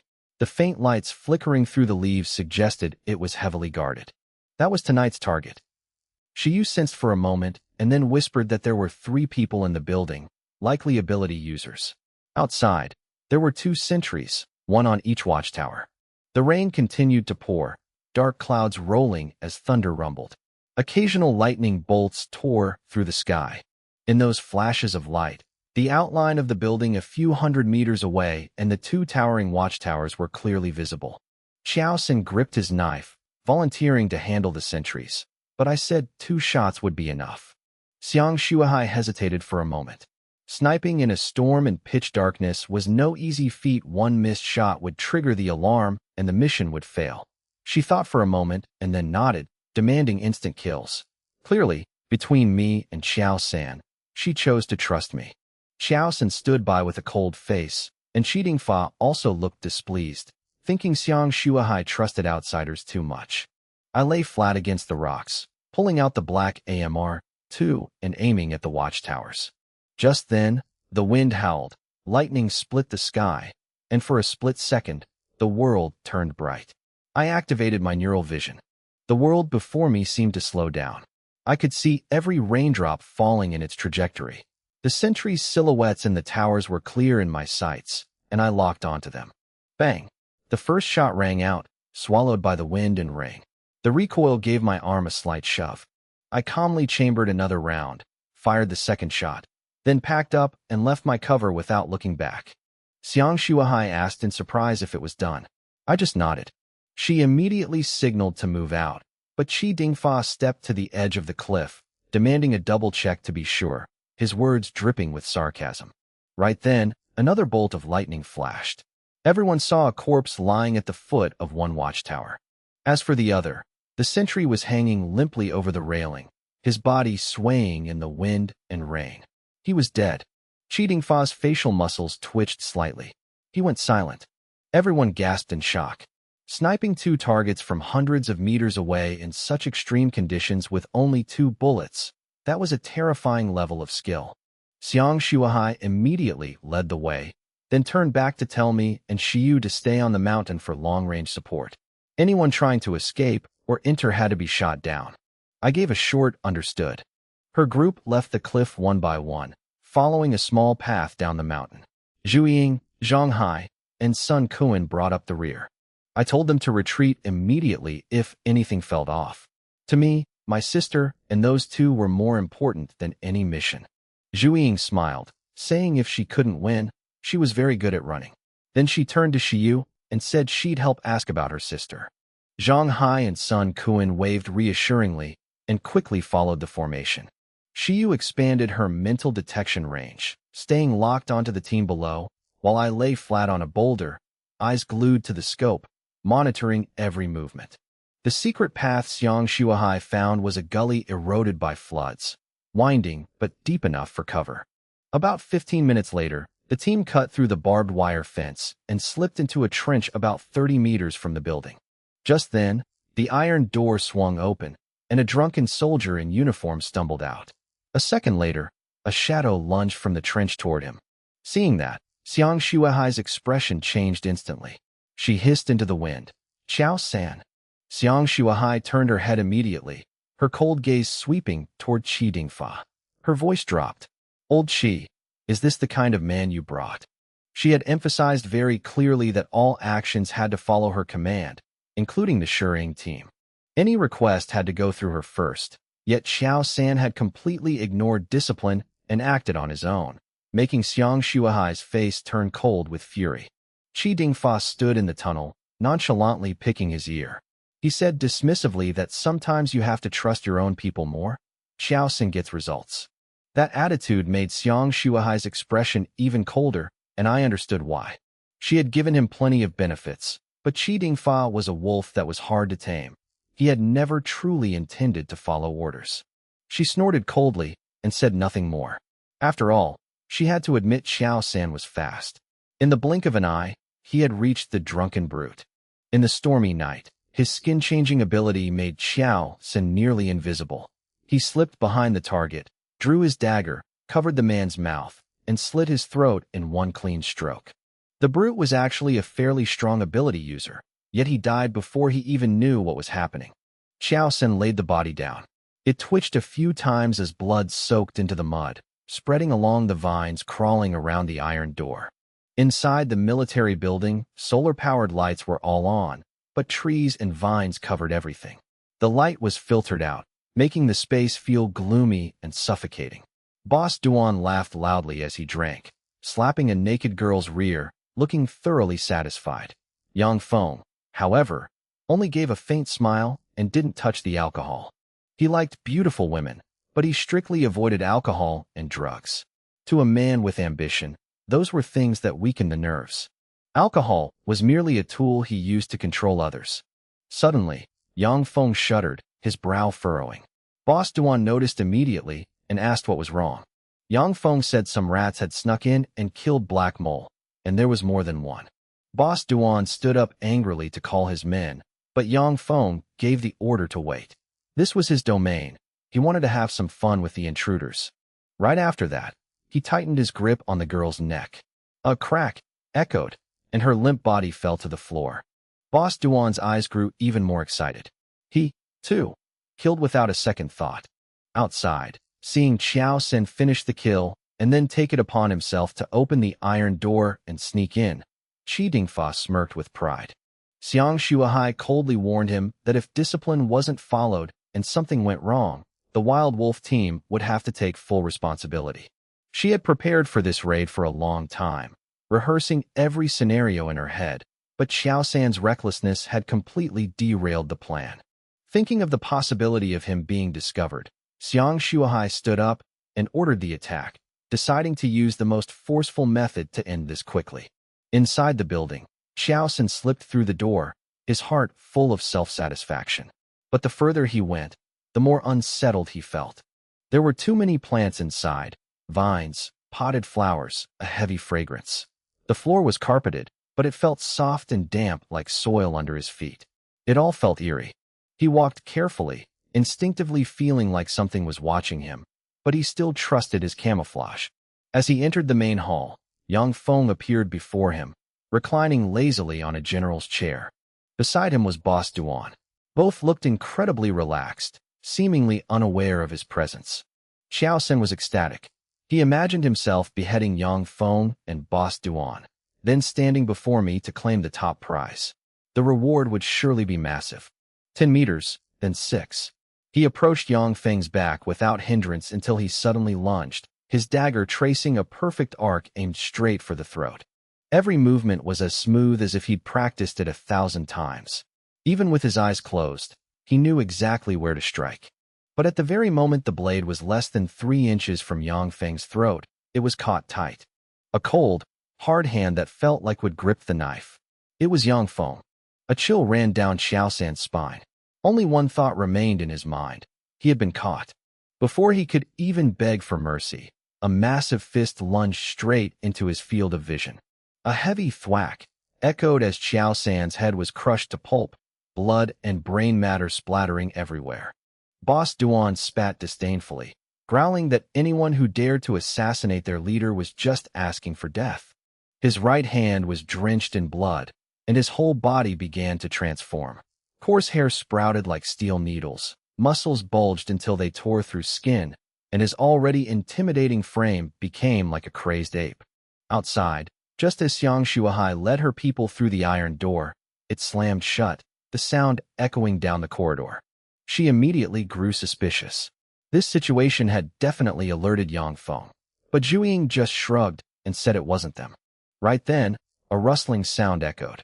Before everyone's eyes, vines appeared out of nowhere, covering the iron door, wrapping tight until they formed a living green carpet. Zhu shivered at the sight. This is too creepy. Thud! A heavy object fell at Xiang Shuahai's feet. Qi Dingfa roared when he realized it was Qiao San's corpse.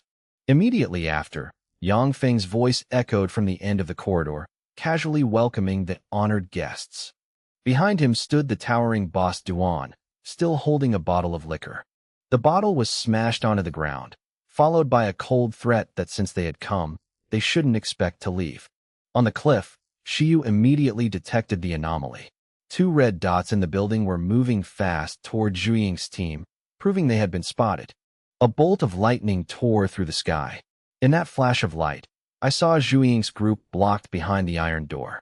Massive tree roots erupted from the ground, wrapping tight and sealing the exit. That bizarre sight made my whole body go cold. A terrifying suspicion formed in my mind, and if it was true, Zhu and the others were facing something extremely dangerous. I immediately told Shiyu to stay and observe, and to report any changes. I was going down to support. She nodded. I quickly grabbed the Type 95 submachine gun and the .54 caliber at my hip, jumped into the stream, and took off. I signaled Ying to prepare the base vehicle to move in, as Zhu might be in danger. At the front of Wanshui Mountain, the base vehicle was hidden in the dense forest.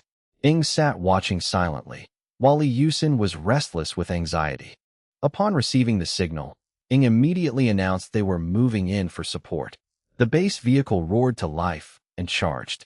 Zero also managed to jump on in time, her dagger still stained with blood. It was clear she had just finished a task of her own. In the wind and rain, the base vehicle was like a ghost, drawing no attention at all. Inside the military building, the long corridor shook as Boss Duan stomped hard on the floor, tearing the carpet and leaving deep craters. His massive frame lunged forward, charging straight at Xiang Shuahai, laughing savagely as he intended to capture her alive. At that moment, 2 large arms blocked his charge. A dull impact echoed like thunder. The one who acted was Qi Dingfa. He growled for Xiang Shuahai to kill Yang Feng quickly and leave this monkey to him. His muscle transformation ability was activated to the limit. 2 massive forces collided, making bones creak. Qi Dingfa smirked cruelly, thinking he had the upper hand, but Boss Duan only gave a bizarre laugh and suddenly head-butt him with immense force. A slash from the black-clad man beside him couldn't even pierce Boss Duan's neck. The blade shattered. The following headbutt crushed Qi Dingfa's face, splattering blood and brain matter. A crazed laugh echoed as he boasted that not only his strength, but his bones were indestructible. Just as the Wild Wolf team screamed in panic, a sudden turn of events occurred. A red flower pod against the wall exploded, blooming like a monster's mouth and swallowing a man in an instant. Simultaneously, massive roots erupted from the ground, twisting like venomous snakes and piercing through those who couldn't react in time. The entire corridor, the trees, and the roots all transformed into horrific killing weapons. From my vantage point, Zhu, standing at the back of the formation, saw the giant flower swallow the man in black. She froze, gasping that it looked exactly like the man-eating plants recorded in the Amazon basin. Before the apocalypse, Zhu had read many books and seen descriptions of this bizarre plant. Only it wasn't this large or flexible in the books. The thing before them was over 3 meters tall and had grown into a true monster in just seconds. Zhang Hai shouted for everyone to be careful, saying the roots under the floor and the vines around them were very wrong. They looked alive. Sun Kuan pressed against the wall, his iron staff swinging to smash 2 lunging vines. He severed them cleanly. Green fluid splattered, and the remaining parts immediately retracted as if they felt fear. But an ability user from the Viper team wasn't so lucky. As he turned to flee in panic, a sharp root suddenly pierced his mouth and out the back of his neck. 2 more roots skewered his body, leaving him dangling in the air as his blood was sucked dry by the roots. In just a few short seconds, the team had lost 5 people. Panic spread rapidly.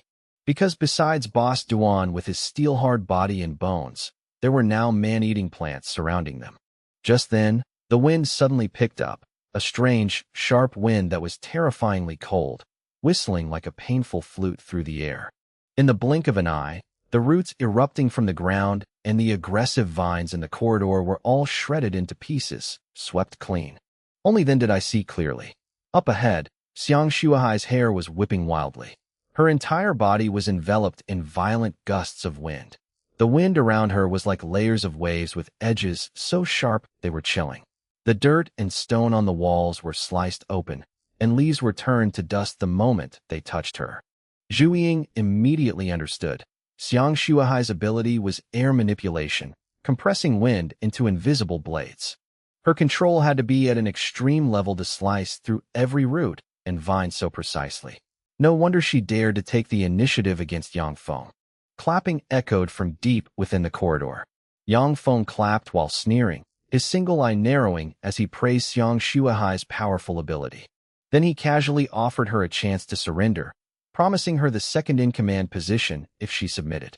Xiang Shuahai snorted coldly, saying she'd heard rumors that he had a steel cage prepared specifically for her. Yang Feng licked his lips with an excited grin, saying there was indeed a cage, and if she wanted to enter, he'd be more than happy to oblige. Those words and that gaze made Xiang Shuahai's murderous intent explode. Her fury could no longer be contained. The 10,000 wind blades erupted. Around Xiang Shuahai, countless swirling wind blades shrieked and lunged toward Yang Feng like a storm of steel. He stood still, sneering that this power wasn't enough. And right then, vines and roots from the walls and floor erupted, weaving together in front of him into a thick wall, blocking every single wind blade. At that exact moment, Zhu Ying appeared right behind Xiang Shuahai, asking coldly, "What about me then?" Then a brilliant bolt of lightning, like a giant serpent, shot out, piercing straight through the wall of roots and hitting Yang Feng. After the apocalypse, Zhu Ying had been through countless battles. Her combat instincts allowed her to coordinate almost perfectly. The terrifying current spread along the damp floor and vines, turning everything into a conductor. I could clearly feel the numbness spreading through the corridor. Even Zhang Hai and Sun Kuan's hair stood on end. If Zhu Ying hadn't controlled the range, everyone might have been fried alive. Yang Feng was hit. His expression shifted as he cried out in pain and was blasted backward, slamming into the wall, his whole body convulsing. His flesh was scorched, and Boss Duan standing nearby was also hit by the current, roaring as he collapsed to his knees. Xiang Shuahai didn't miss the chance. She immediately unleashed more wind blades, slicing through Yang Feng's body as blood splattered everywhere. Hope flickered in everyone's eyes. With wounds like that, even a mutant monster would find it hard to survive. But Xiang Shuahai didn't let her guard down. Just as she was about to deliver the finishing blow, a sense of dread washed over her. The ground shook violently. She reflexively dodged, but a sharp root still managed to pierce her thigh, tossing her aside as blood pooled on the floor. When she looked up, Yang Feng had stood up. His scorched body was slowly closing its wounds, a sinister smile on his face. He said that since becoming Commander Yang, he had survived 37 assassination attempts, and this time would be no different. From my perspective, Yang Feng's body was no longer entirely human. He had fused with plants. Every wound on his body was automatically closing at a terrifying speed. Xiang Shuahai only needed one look to realize the horrific truth. She asked coldly if he had turned his entire body into a plant.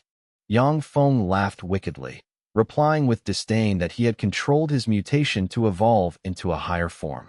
He claimed every plant here carried his cells and was under his control. This was his domain, his world, and no one could kill him within its reach. He stared at Xiang Shuahai, his eyes full of lecherous cruelty, telling her to give in to despair. He said she'd be locked in that steel cage and he would take good care of her every day. Those words left everyone stunned, including Zhu Ying. I knew that with his current power, Zhu Ying also realized they couldn't kill Yang Feng. Retreating was the only way to survive. But that thought had barely flickered before Yang Feng detected it. Massive vines from all sides lunged toward Zhu Ying, aiming straight for her neck. One squeeze and her neck would snap instantly. Zhu Ying was already on guard.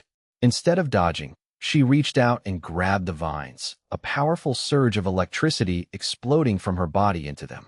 With a dull explosion, the vines instantly withered and charred, falling to the ground in pieces. Boss Duan roared in fury. He had recovered from the previous shock. His mountain-like frame charged straight at Zhu Ying. I knew Zhu Ying's weakness well. Every electrical discharge required time to recharge. Even though the cooldown had shortened, she still needed at least 2 seconds. Right now, she had just fired and hadn't had time to build up energy. In that life-or-death moment, her potential exploded. A weaker surge of electricity was forced out. It hit Boss Duan's arm, making him howl in pain, but his momentum didn't slow down. He kept coming, his fists slamming down onto Zhu Ying's arms. I saw it clearly. That blow was as heavy as a falling mountain. A dry crack echoed. Zhu Ying's arm bone shattered. The intense pain and exhaustion sent her reeling backward, her arms hanging limp, completely unable to lift them. Boss Duan was scorched all over, his eyes bloodshot, murderous intent radiating from him. He hated Zhu Ying to the extreme and wanted to tear her apart right then and there. At that moment, Zhang Hai and Sun Kuan rushed forward. Zhang Hai shielded Zhu Ying while Sun Kuan pulled her back. A member of the Viper team tried to sneak up on Boss Duan's back, but as soon as he got close, Duan swung his hand and crushed the man's head. Blood and brains splattered everywhere, the pungent stench immediately filling the corridor. Despite his heavy injuries, Boss Duan was as ferocious as a wild beast. His endurance and recovery made him nearly impossible to kill. He had only one target left, Zhu Ying. Zhang Hai knew he couldn't back down. In that moment, he used all his strength to grab Zhu Ying and toss her towards Sun Kuan, screaming for them to run. I understood perfectly. Zhang Hai's ability only enhanced his 10 fingers, enough for fixing machinery, but too weak for combat. Yet at this moment, he still used those mutated hands to catch Boss Duan's fist, barely holding him back. Boss Duan roared, his strength overwhelming, but Zhang Hai wouldn't let go. He knew if he backed down, Zhu Ying would die. Sun Kuan pulled Zhu Ying back, his voice trembling as he told her she had to go now. If anything happened to her, he couldn't face me. But right then, rapid gunfire erupted from outside. The vines blocking the door were shredded, the iron door was riddled with holes, and then kicked open. Amidst the crash, a familiar figure charged in. Sun Kuan froze, shouting my name. The moment I burst in, I saw Zhu Ying with her 2 broken arms hanging limp, her face deathly pale from the pain. In that split second, the entire world turned dark in my eyes, leaving only a fire of rage burning fiercely in my chest. As expected, something happened, Yang Feng sneered.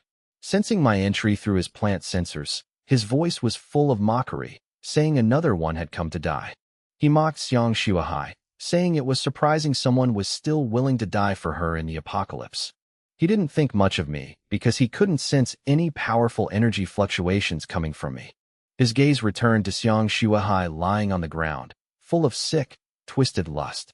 I saw the hope in Xiang Shuahai's eyes shatter.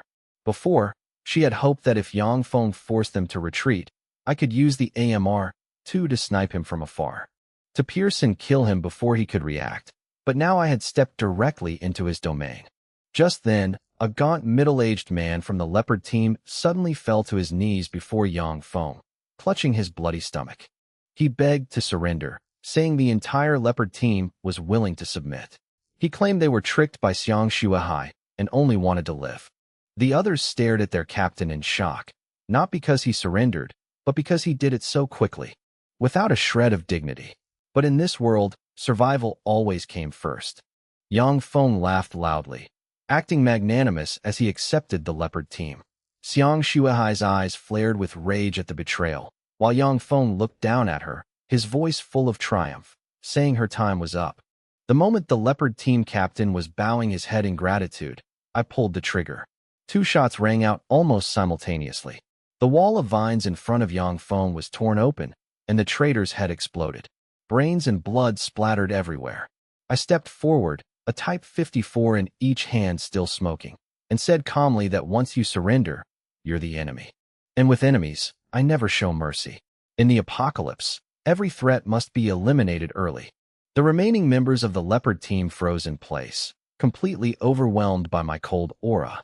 A thin trail of blood appeared on Yang Feng's face. A bullet had nearly grazed him. His expression darkened instantly because he had severely underestimated me. At the same time, I saw Zhang Hai being suppressed by Boss Duan, forced back step by step. I immediately raised my gun and aimed straight at Boss Duan. He roared, intending to use all his strength to kill Zhang Hai first before dealing with me. Zhang Hai grit his teeth and endured, his knuckles creaking, but he still screamed for me to kill the bastard. In that moment, I felt the roots beneath my feet move. A branch of roots lunged up like a ghost aimed at my stomach. Zhu Ying screamed a warning in panic. But I had already sensed the vibration under the damp carpet and leaped away before it could strike. In midair, my gaze turned cold, and my fingers squeezed the trigger. A loud bang echoed. The .54 caliber bullet pierced straight into Boss Duan's chest, through the steel-hard muscle, and shattered his heart. Blood sprayed out from his back, and the massive strength in his body disintegrated in an instant. Boss Duan's eyes bulged. He couldn't believe he was dying like this, killed by a shot fired without even aiming, in the middle of a counterattack. The pressure on Zhang Hai vanished. He roared, gathering every ounce of his remaining strength. He tore Boss Duan's arms apart with his mutated hands. Blood gushed out as the massive body collapsed to the floor. The entire corridor went silent. From the moment I shot the traitor from the leopard team to the moment I took down Boss Duan. It all happened in a single breath, so fast that no one could react. Everything happened too quickly. Even Yang Feng couldn't react in time. He let out a furious roar. His rage exploded, not because Boss Duan was dead, but because that was his most loyal dog, the strongest beast in his hand. Boss Duan's ability was terrifying, yet he had just been shot dead right in front of him. It meant he had lost a major part of his power. How could he not go insane? Yang Feng pressed both hands to the ground. His skin was quickly covered in green moss, his hands gradually turning into plants. In the blink of an eye, the plant cells in his body surged out, spreading along the roots deep in the ground. Zhu Ying shouted a warning from behind that Yang Feng had transformed his cells into plants and could control them. Immediately after, Shiyu's worried voice echoed directly in my mind, saying there were countless red dots moving fast toward me underground. My heart sank.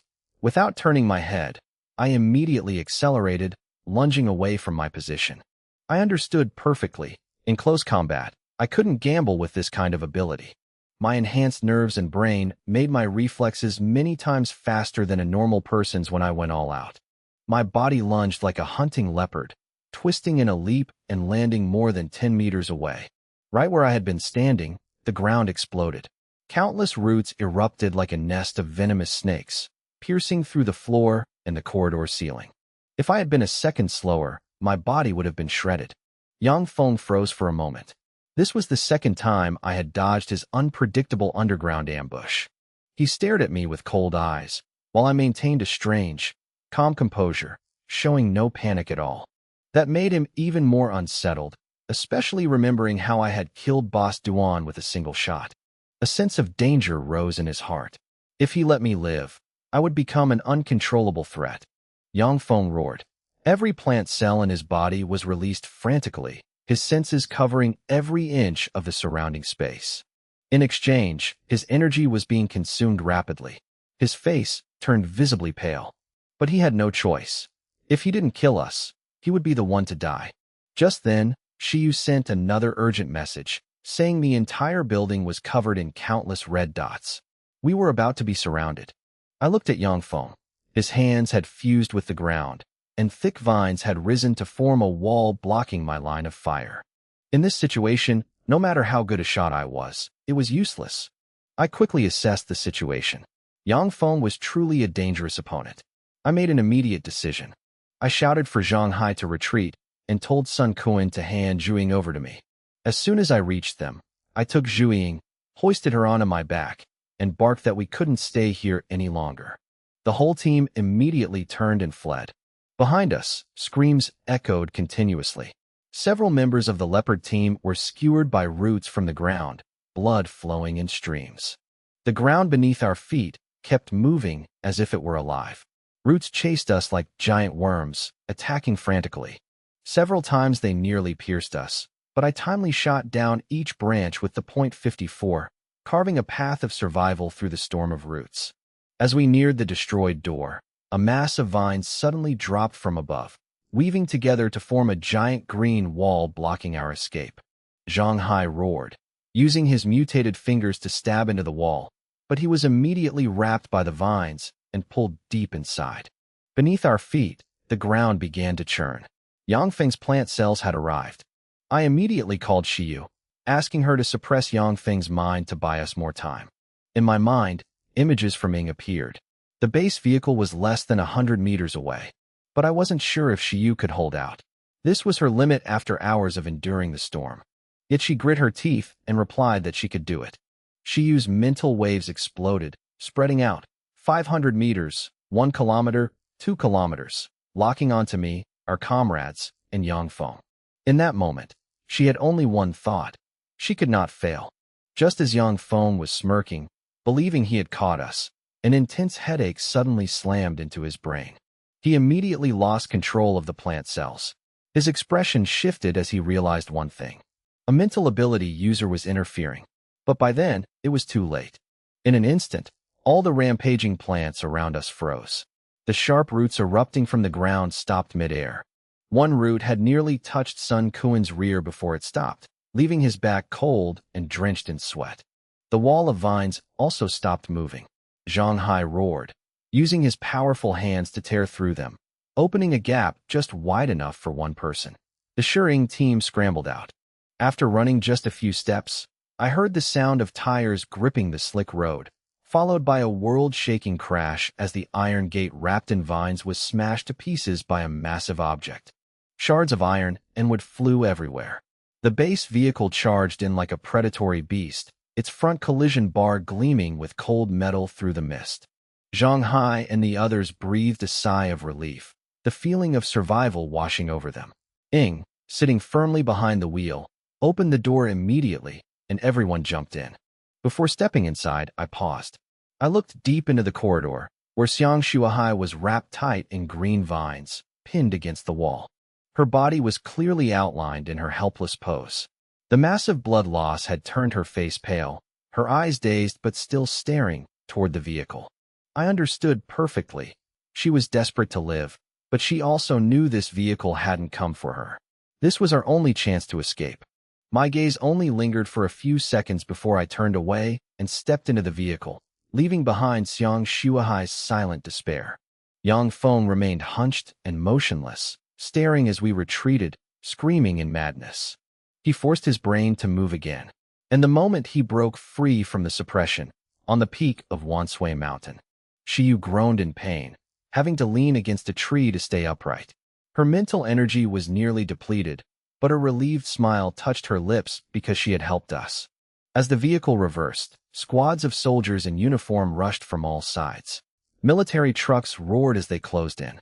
Machine guns were mounted on watchtowers. The entire base was quickly closing into a dense defensive net. Yangfeng watched the approaching headlights, his mood slowly stabilizing.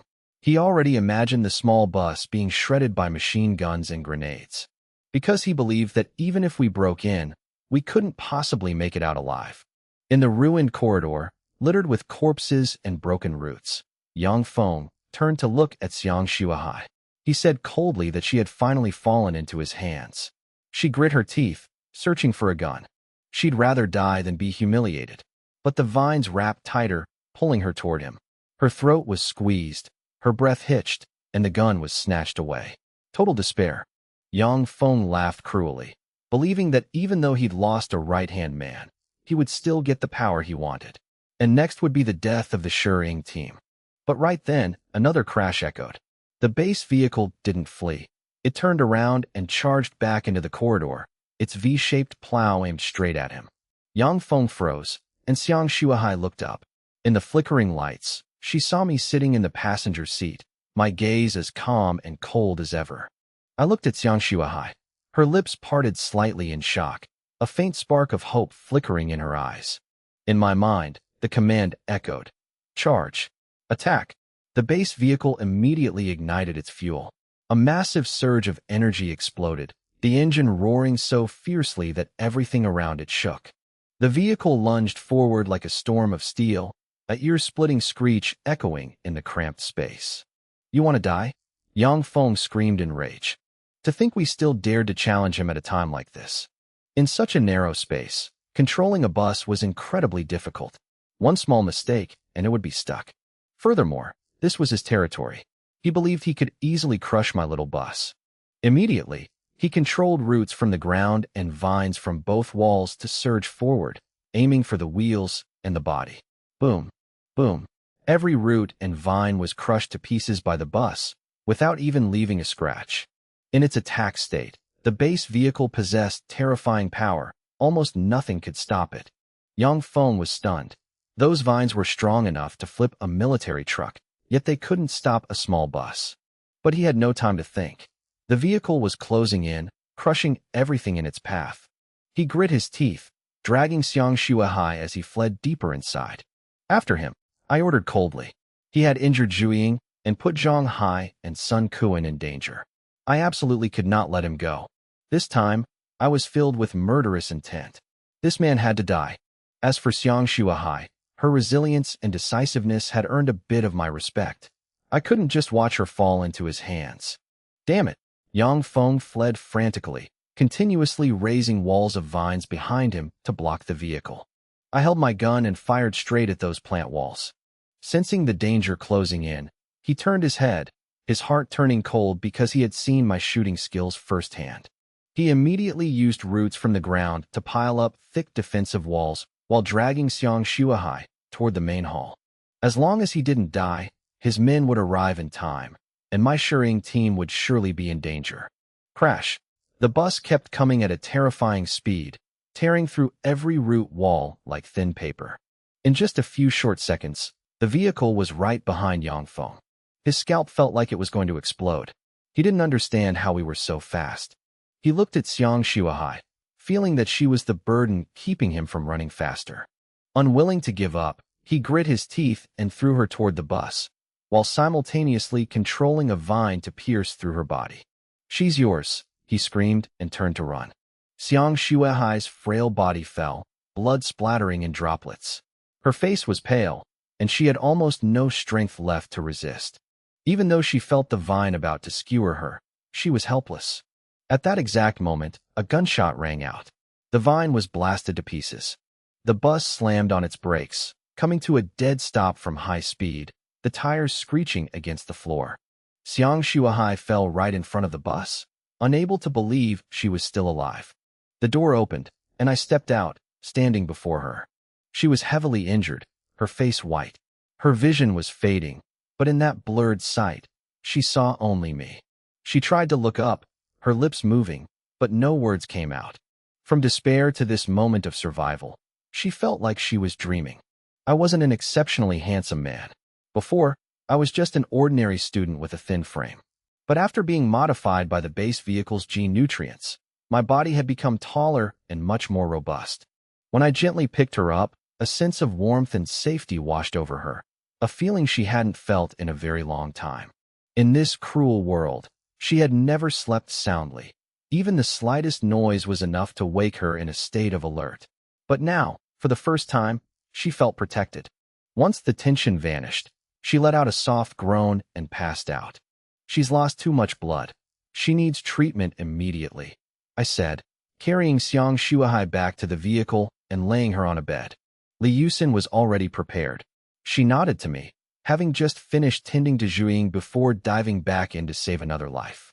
She quickly checked and began treating Xiang Shuahai. Only then did I breathe a sigh of relief. Jiang, what do we do now? Zhang Hai asked. I thought for a moment and replied that Yang Feng could control plants, and there were too many obstacles inside. The bus would have a hard time charging through. Continuing the chase in such a cramped space would put us at a disadvantage. Sun Kuan immediately countered, saying the base was already in chaos and the army was closing in. If we didn't kill Yang Feng, we'd definitely regret it later. Even so, both of them always trusted my decisions. Let him go? Never, I said coldly. Burn him out. Force him to come out. If he doesn't, burn him alive. The whole crew was stunned. Immediately after, 2 flamethrower nozzles automatically extended from the front of the bus, aiming deep into the main hall. Whoosh, whoosh. 2 pillars of fire dozens of meters long erupted, incinerating everything in their path. The air instantly became so hot that the ground and the atmosphere seemed to warp. All the plants in the building ignited fiercely, black smoke billowing up. The floor beneath the building melted into a sticky mess. Everyone on the bus was terrified by the sight.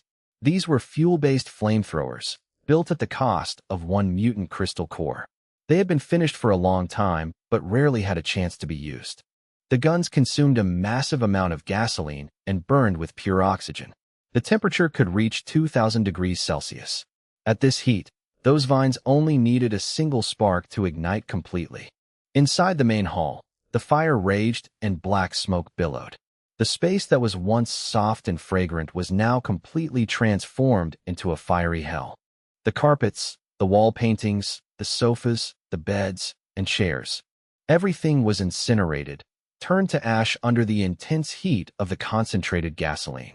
I waited for a while, but Yang Feng still didn't appear. By now, the smoke in the hall was so thick it spilled into the corridor, making visibility in front of the bus murky. This kind of smoke was extremely unpleasant, not just scorching hot, but filled with soot, carbon monoxide, and hydrogen sulfide. One breath into the lungs, and the whole body would feel like it was on fire. Yang Feng was an ability user who could plantify his cells. Logically speaking, fire and smoke were his natural enemies. The fact that he still hadn't run out surprised me a little.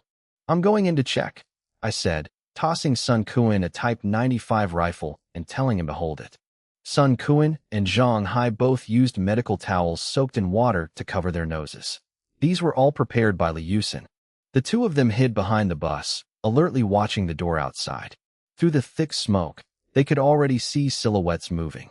You're going in now? This smoke could suffocate a person, Zhang Hai said in shock. I calmly replied that I'd be fine. I could hold my breath for 15 minutes. Since the gene-cultivating liquid had activated my vascular evolution, my circulatory system was much stronger. My oxygen-carrying capacity and energy were superior. In reality, I could hold my breath for over 30 minutes. Before the apocalypse, the human record for holding breath was 22 minutes, and that was with inhaling pure oxygen. My current state far exceeded that. There's too much smoke. Don't go in, Zhuing said worriedly from the bed when she heard I was going down. I reassured her with a few words, found a pair of sunglasses, took a deep breath, and stepped off. Watching my back slowly vanish into the black smoke, Zhuing bit her lip. Even though she knew I was always careful and reliable, she couldn't stop worrying. Stepping into the hall, I immediately held my breath. The blood in my body carried enough oxygen, allowing me to avoid inhaling the toxic air. Before me was a scene like hell. A few charred corpses were scattered on the floor. I avoided the scorching flames, observing my surroundings, and quickly discovered something unusual in a corner of the hall, a deep, dark pit.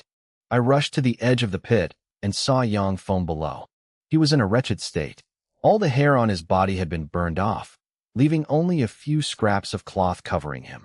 His flesh was charred, and in many places it was torn open, revealing green veins. His breath was weak. His body had been severely damaged. Beside him were countless thorny roots. They were clearly meant for digging, but now they were withered and devoid of life. Yang Feng didn't run outside. Instead, he desperately sought one last chance at survival by hiding in this death trap. The fire hadn't reached this pit, and the trees could filter out the smoke. If he was lucky, he might have survived. But he didn't expect me to come straight in, completely unaffected by the toxic fumes. Who? Who the hell are you? I've never heard of you. And you even have a fuel-powered flamethrower? Yang Feng gritted his teeth, his eyes filled with a hatred that went bone deep. His body wouldn't stop trembling from the pain. I noticed a subtle, unusual movement. He was trying to hide something. A few wooden fragments resembling a box lid were peeking through the dirt. I realized instantly, it was a stash of guns. In the apocalypse, firearms are worth more than gold. They can be traded for massive amounts of mutant meat. This pit was clearly where he hid his weapons and ammo. I jumped into the pit, kicked Yang Feng aside, and pried open the lid. Rifles and ammunition were laid bare before me. His eyes went dark, and he nearly fainted from pure rage. That was the arsenal he had spent over 6 months stockpiling to expand his power. Damn you! You think stealing my guns means you're getting out of here? This is a military base. You're surrounded. If you let me go, I might still give you a way out alive. He screamed in desperation, still unwilling to accept his death. I didn't say a word. I just picked up a rifle, checked its weight, chambered a round, and pointed the barrel straight at him. Yang Feng's face went pale, his eyes flooding with despair. No, I thought to myself. I'm giving you back a bullet. A blood-curdling scream rang out as the bullet shattered his leg. I didn't kill him immediately. Instead, I dragged him up. Right then, a rapid burst of gunfire echoed from the corridor. Outside, Sun Kuan and Zhang Hai were hunkered down behind the bus, firing continuously. They were pushing back the paranormals trying to charge in, leaving a corpse motionless on the ground. The corridor was too narrow. To get inside, they had to risk their lives in a head-on charge. Despite being outnumbered, my team held the absolute advantage by using the bus as a mobile fortress. Outside the base, a middle-aged man with a pot belly stood on an armored vehicle, shouting orders. His voice was thick with anger, cursing that the commander had spent so much on feeding these troops only for them to be this useless when it mattered. That man was Chu Xiaochuan, the third in command under Yang Feng, responsible for military training and base security. The base had been breached, and the military building was billowing thick smoke. A fierce battle was clearly raging inside. The fact that his men still couldn't break in made him both furious and restless. Chu Xiaochuan knew exactly how terrifying Yang Feng could be. He looked generous on the surface, but he was incredibly petty. If something this big went wrong, if Boss Duan Changsheng, whispered in his ear, Yang Feng might kill him just to vent his rage. The two of them had been locked in a power struggle for a long time. An aide standing nearby whispered a suggestion, noting they had Type 95 and Type 81 rifles with heavy firepower. If they sent in the armored vehicle, the heavy machine gun on top could easily shred that bus to pieces. Once their cover was gone, the troops could storm in easily. Chu Xiaochuan wavered. That armored vehicle was a precious asset he kept under lock and key, and the machine gun was rarely used. But now, it seemed he had no other choice. Just then, with a heavy thud, a body was tossed out from deep within the corridor. Chu Xiaochuan took one look and recoiled in shock. It was Boss Duan. The corpse looked like a monstrous ape, both arms missing, and its body covered in fur as stiff as steel needles. It was clearly his mutated form. He didn't like Boss Duan, but he had to admit the man's combat strength while mutated was terrifying. And yet, he had been slaughtered. Then where was Yang Feng? Chu Xiaochuan couldn't believe anything had happened to him. He knew the commander's power all too well. He quickly shouted to reassure the soldiers, claiming the commander was still inside, and they just needed to charge in to coordinate their attack. At that exact moment, Yang Feng was hoisted up at the entrance of the military building. I hid behind his body, gun in hand, showing only half of myself. Chu Xiaochuan squinted, his eyes nearly popping out of his head. It was indeed Yang Feng, but he was in unbelievable shape.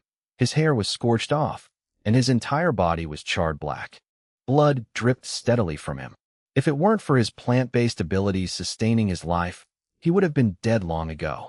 The soldiers outside stood frozen in shock. Chu Xiaochuan's expression soured, and he discreetly signaled toward a hidden position. Bang! But a split second later, the sniper who had just peeked out had his head blown apart by my shot. I let out a cold laugh. It seems your commander doesn't have much authority. Even with him as a hostage, someone still doesn't give a damn about his life. The base was currently lit by high-intensity solar lamps. Even at night, visibility was crystal clear. My enhanced kinetic vision allowed me to see every detail in the dark. Chu Xiaochuan's slight movements couldn't escape me.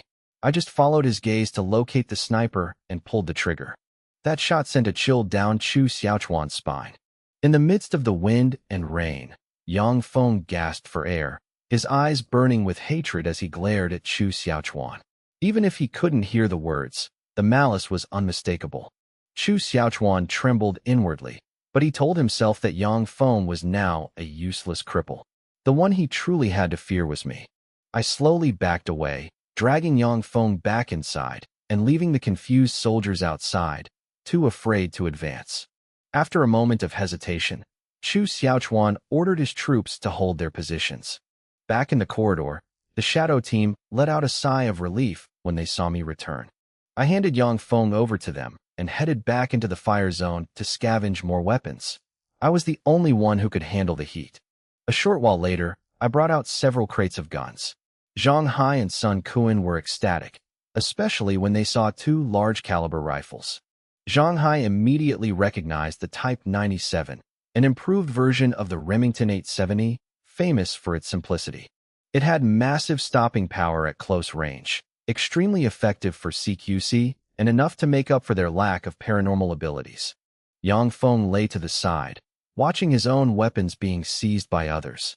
Consumed by hatred, he screamed, asking why I didn't just kill him already. I looked at him and said I needed to ask about someone, and he was the only one who might have the answer. Yang Feng was once the top dog in the Subei region, notorious for collecting beautiful women. After the apocalypse, he became even more greedy and depraved. He definitely had information on the people I was looking for, specifically Rin Shiyu's younger sister. He gritted his teeth and replied that I could ask all I wanted, but he wouldn't say a damn word. I sighed, knowing a stubborn man like him wouldn't break under threats or torture. I had to rely on someone else and silently called out to Shiyu in my mind. On the mountain peak, Rin Shiyu lay gasping on a rock, her body nearly at its limit. But when she heard my voice, a wave of warmth washed over her.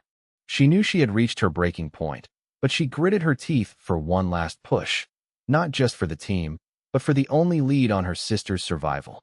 She summoned every ounce of her remaining strength, channeling her final mental reserves.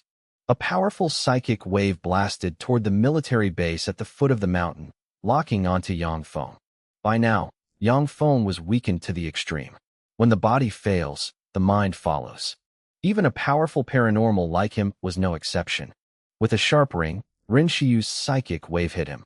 The malice in Yang Feng's eyes vanished instantly, replaced by a hollow, soulless void. I realized immediately that Shiyu's mental suppression had worked. I looked him in the eye and asked if he knew a girl named Rin Yunsha from the Rin Corporation. Yang Feng answered in fragments. Mentioning her name was on an evacuation list. After piecing his stammers together, I got the full picture. Rin Yunsha was no longer in Subei. The evacuation was handled by another unit that later retreated to Panju City. Yang Feng had tried to recruit them to expand his influence, but he failed. If Rin Yunsha was still alive, she was most likely in Panju. This wasn't part of my original plan, but Panju was right next to Subei.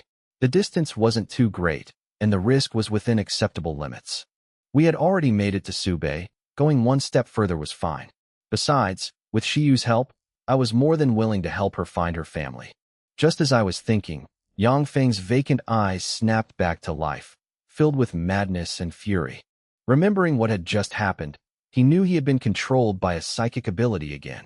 From the look on my face, he guessed he had spilled everything he shouldn't have. Realizing I hadn't just ruined him, but also gotten what I wanted, Yang Feng went berserk. He screamed curses, struggling with all his might as the veins on his forehead bulged. I calmly asked where he hid the evolutionary crystals, completely ignoring his meaningless insults. He laughed maniacally, saying I wouldn't find a thing even if I tore the place apart. I casually replied that they were probably on him. His expression flickered, and I knew I was right. Given Yang Feng's greedy and paranoid nature, he would definitely keep his most precious items on his person. His clothes were already burnt to rags. Zhang Hai stepped forward and searched him roughly, making Yang Feng howl in pain. But after a thorough search, they found nothing. Yang Feng let out a mocking sneer. Just then, Li Yusin spoke up from the bus, saying she noticed something unusual on his leg. Yang Feng's face changed instantly. He glared at Yusin, but she met his gaze calmly. To her, he was already a dead man walking. Zhang Hai knelt down and saw a stitched-up scar on Yang Feng's charred calf. He smirked, shoved 2 fingers straight into the wound, and as a horrific scream erupted, he pulled out something glittering and blood-stained. It was an evolutionary crystal. It turned out Yang Feng had hidden them inside his own flesh. With his wood-like body, such a wound was nothing to him. As Zhang Hai picked up the crystals, Yang Feng completely lost it. He shrieked that they were his, then suddenly exploded with one last burst of strength, lunging to bite Zhang Hai's hand. In that split second, an iron rod slammed down, pinning him to the ground. Blood sprayed from his mouth, and he no longer had the strength to scream. Sun Kuan spat on the ground and looked at me. I coldly told him to finish it. For a man as ambitious and cruel as Yang Feng, failure was a fate worse than death. His eyes were full of spite as he looked at me, but as the iron rod was driven down again, his body convulsed, and he quickly drew his last breath. The moment Yang Feng died, I heard strange rustling sounds coming from everywhere. The vines on the walls and the roots in the ground began to develop black spots and rot at a visible speed. Roots fell away, and the surrounding soil began to crumble. Meanwhile, Chu Xiaochuan was still sitting in the armored vehicle, watching the base. He had no idea that an old man in tattered black clothes had appeared behind him, soaked to the bone and shivering in the storm. The old man warned him breathlessly that they needed to mobilize more men. The rain had lasted a week, and Mount Wanshui was steep. The trees had been destroyed to build the base, leaving the soil loose. A landslide was likely to hit within the day. Chu Xiaochuan barked in annoyance and slapped the old man hard across the face just for grabbing his sleeve. That old man was Sun Shuangxin, a water conservancy expert Yang Feng had rescued and brought back. Chu Xiaochuan despised scholars who couldn't fight, but Yang Feng kept them around just for show. Sun Shuangxin clutched his face and lowered his head, his eyes dark. He had been whipped by Yang Feng before and had long since lost hope in these warlords. But seeing the massive risk of a landslide, he couldn't bear to see more people die, so he came to warn them anyway. An aide gave a sinister laugh, telling the old man that if he wanted to report a flood, he should go find Yang Feng. With his mind only on stopping the disaster, Sun Shuangxin instinctively turned toward the base. Seeing this, Chu Xiaochuan looked at his assistant with a questioning gaze. Isn't this perfect? This old geezer can scout the situation inside the base for us. The aide flashed a shady smile. Chu Xiaochuan paused for a second, then immediately caught on. The man was certainly cunning. Whether Sun Shuangxin lived or died didn't matter to them. If he managed to scout the interior, it would only benefit them. Meanwhile, inside the base corridor, my team and I had quickly finished clearing the battlefield. Xiang Shuahai's forces had been completely wiped out, and even Jin Ling had met a gruesome end. Overall, the mission was a success. We got information on Ren Yunsha and secured a large haul of weapons and evolutionary crystals. I was satisfied with the results, but the sight of the rotting vines. The ground was starting to sink, giving me a very bad feeling. I decided we had to retreat immediately. We have to prepare for the landslide. From the base entrance, old man Sun Shuangxin stumbled in, screaming at the top of his lungs. Zhang Hai and Sun Kuan immediately raised their guns, unsure how to react to this frail, elderly man who didn't look like a threat. Freeze! The two of them leveled their weapons at him. Sun Shuangxin flinched, only now realizing the gravity of the situation inside. I looked straight at the old man and asked who he was. I told him the Yang Feng he was looking for was dead, his body lying right at my feet. The old man stared at Yang Feng's corpse in shock. He clearly hadn't expected this outcome. Hearing him mention a landslide, I immediately asked if he was a water conservancy expert. After a moment, Sun Shuangxin tremblingly admitted he used to work at the Water Resources Research Institute, specializing in hydraulics and river dynamics, before Yang Feng brought him here. I breathed a sigh of relief and signaled Zhang Hai and Sun Kuan to lower their guns, making it clear we wouldn't hurt him. Compared to the hot-tempered and brutal Yang Feng, My attitude allowed Sun Shuangxin to gradually calm down. Suddenly, the old man looked around in a panic and shouted that the landslide wasn't just coming. It was happening right now. The vines Yang Feng controlled had been holding the soil and water in place.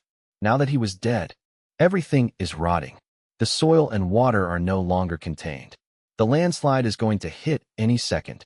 Almost simultaneously, the vines on the walls and the roots in the ground rotted at a terrifying speed. Rocks and dirt began to tumble from the cliffs and walls. My heart tightened. I knew exactly how destructive landslides and mudflows could be. They were forces of nature no human could fight.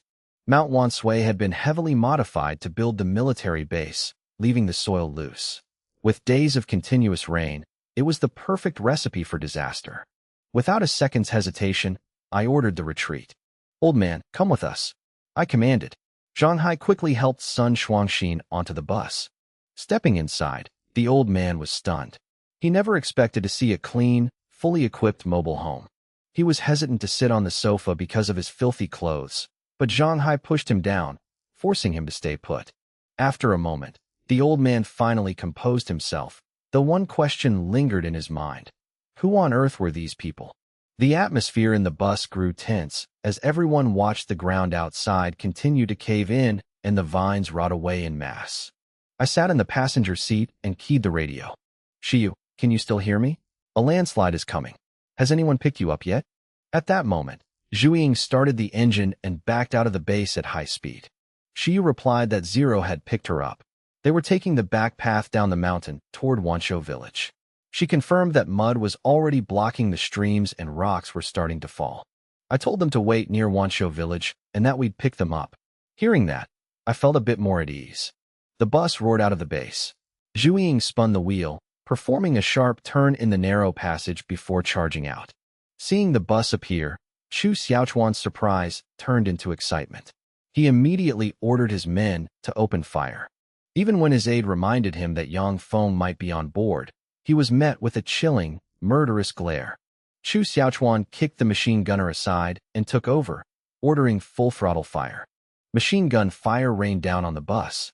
The outer armor held firm, but the bulletproof glass began to show white cracks. The warning system blared, announcing level 2 damage and a 20% drop in glass durability. I breathed a secret sigh of relief. Thank God the bus had been fully upgraded. Before, a single volley like this would have crippled the system. I didn't care about minor damage now. The most important thing was not to stop. If we got caught in the landslide, it would be a total catastrophe. Activate the air cannon. Ram right through them. I coldly gave the order to Zhu Ying as a line of military trucks and armored vehicles blocked our path. What the hell is that? The young aide shivered as he saw the bus charging at them like a monstrous beast. His armored vehicle was equipped with a QGC 88 12.7mm machine gun, capable of piercing 15mm of steel. Logically speaking, that last volley should have shredded that flimsy bus into a pile of scrap metal. Yet despite the heavy fire, the bus didn't shatter. Only a few cracks appeared on the windshield. An old bus that was bulletproof, and its durability far exceeded standard ballistic glass. Squinting through the dark and rain, he saw a pitch-black barrel protruding from the front of the bus. The cold muzzle was aimed directly at the armored vehicle and the trucks behind it. A sense of dread washed over him, making his scalp tingle. That's a cannon. Get out of the way. Before he could finish, a massive whoosh echoed. A colossal blast of compressed air roared out, creating a vortex that swept through the surrounding air. The sound was like a thunderclap, shaking the entire mountainside. The aide was the first to be hit. His body felt like it was struck by a sledgehammer. His chest and face were crushed, and blood sprayed everywhere. The air cannon fired at over 810 meters per second, exceeding the speed of sound. The massive energy flipped the armored vehicle and the trucks behind it. Some were tossed into the ditches, instantly clearing a path. That single shot left every soldier present paralyzed with terror. Fire! Don't let them escape. Chu Xiaochuan was thrown from the vehicle, his face hitting the ground and covered in blood. He scrambled up in a rage, screaming at the bus to return fire. At that exact moment, the ground beneath his feet began to shake violently. Rumble. It wasn't an earthquake. It was something far more terrifying.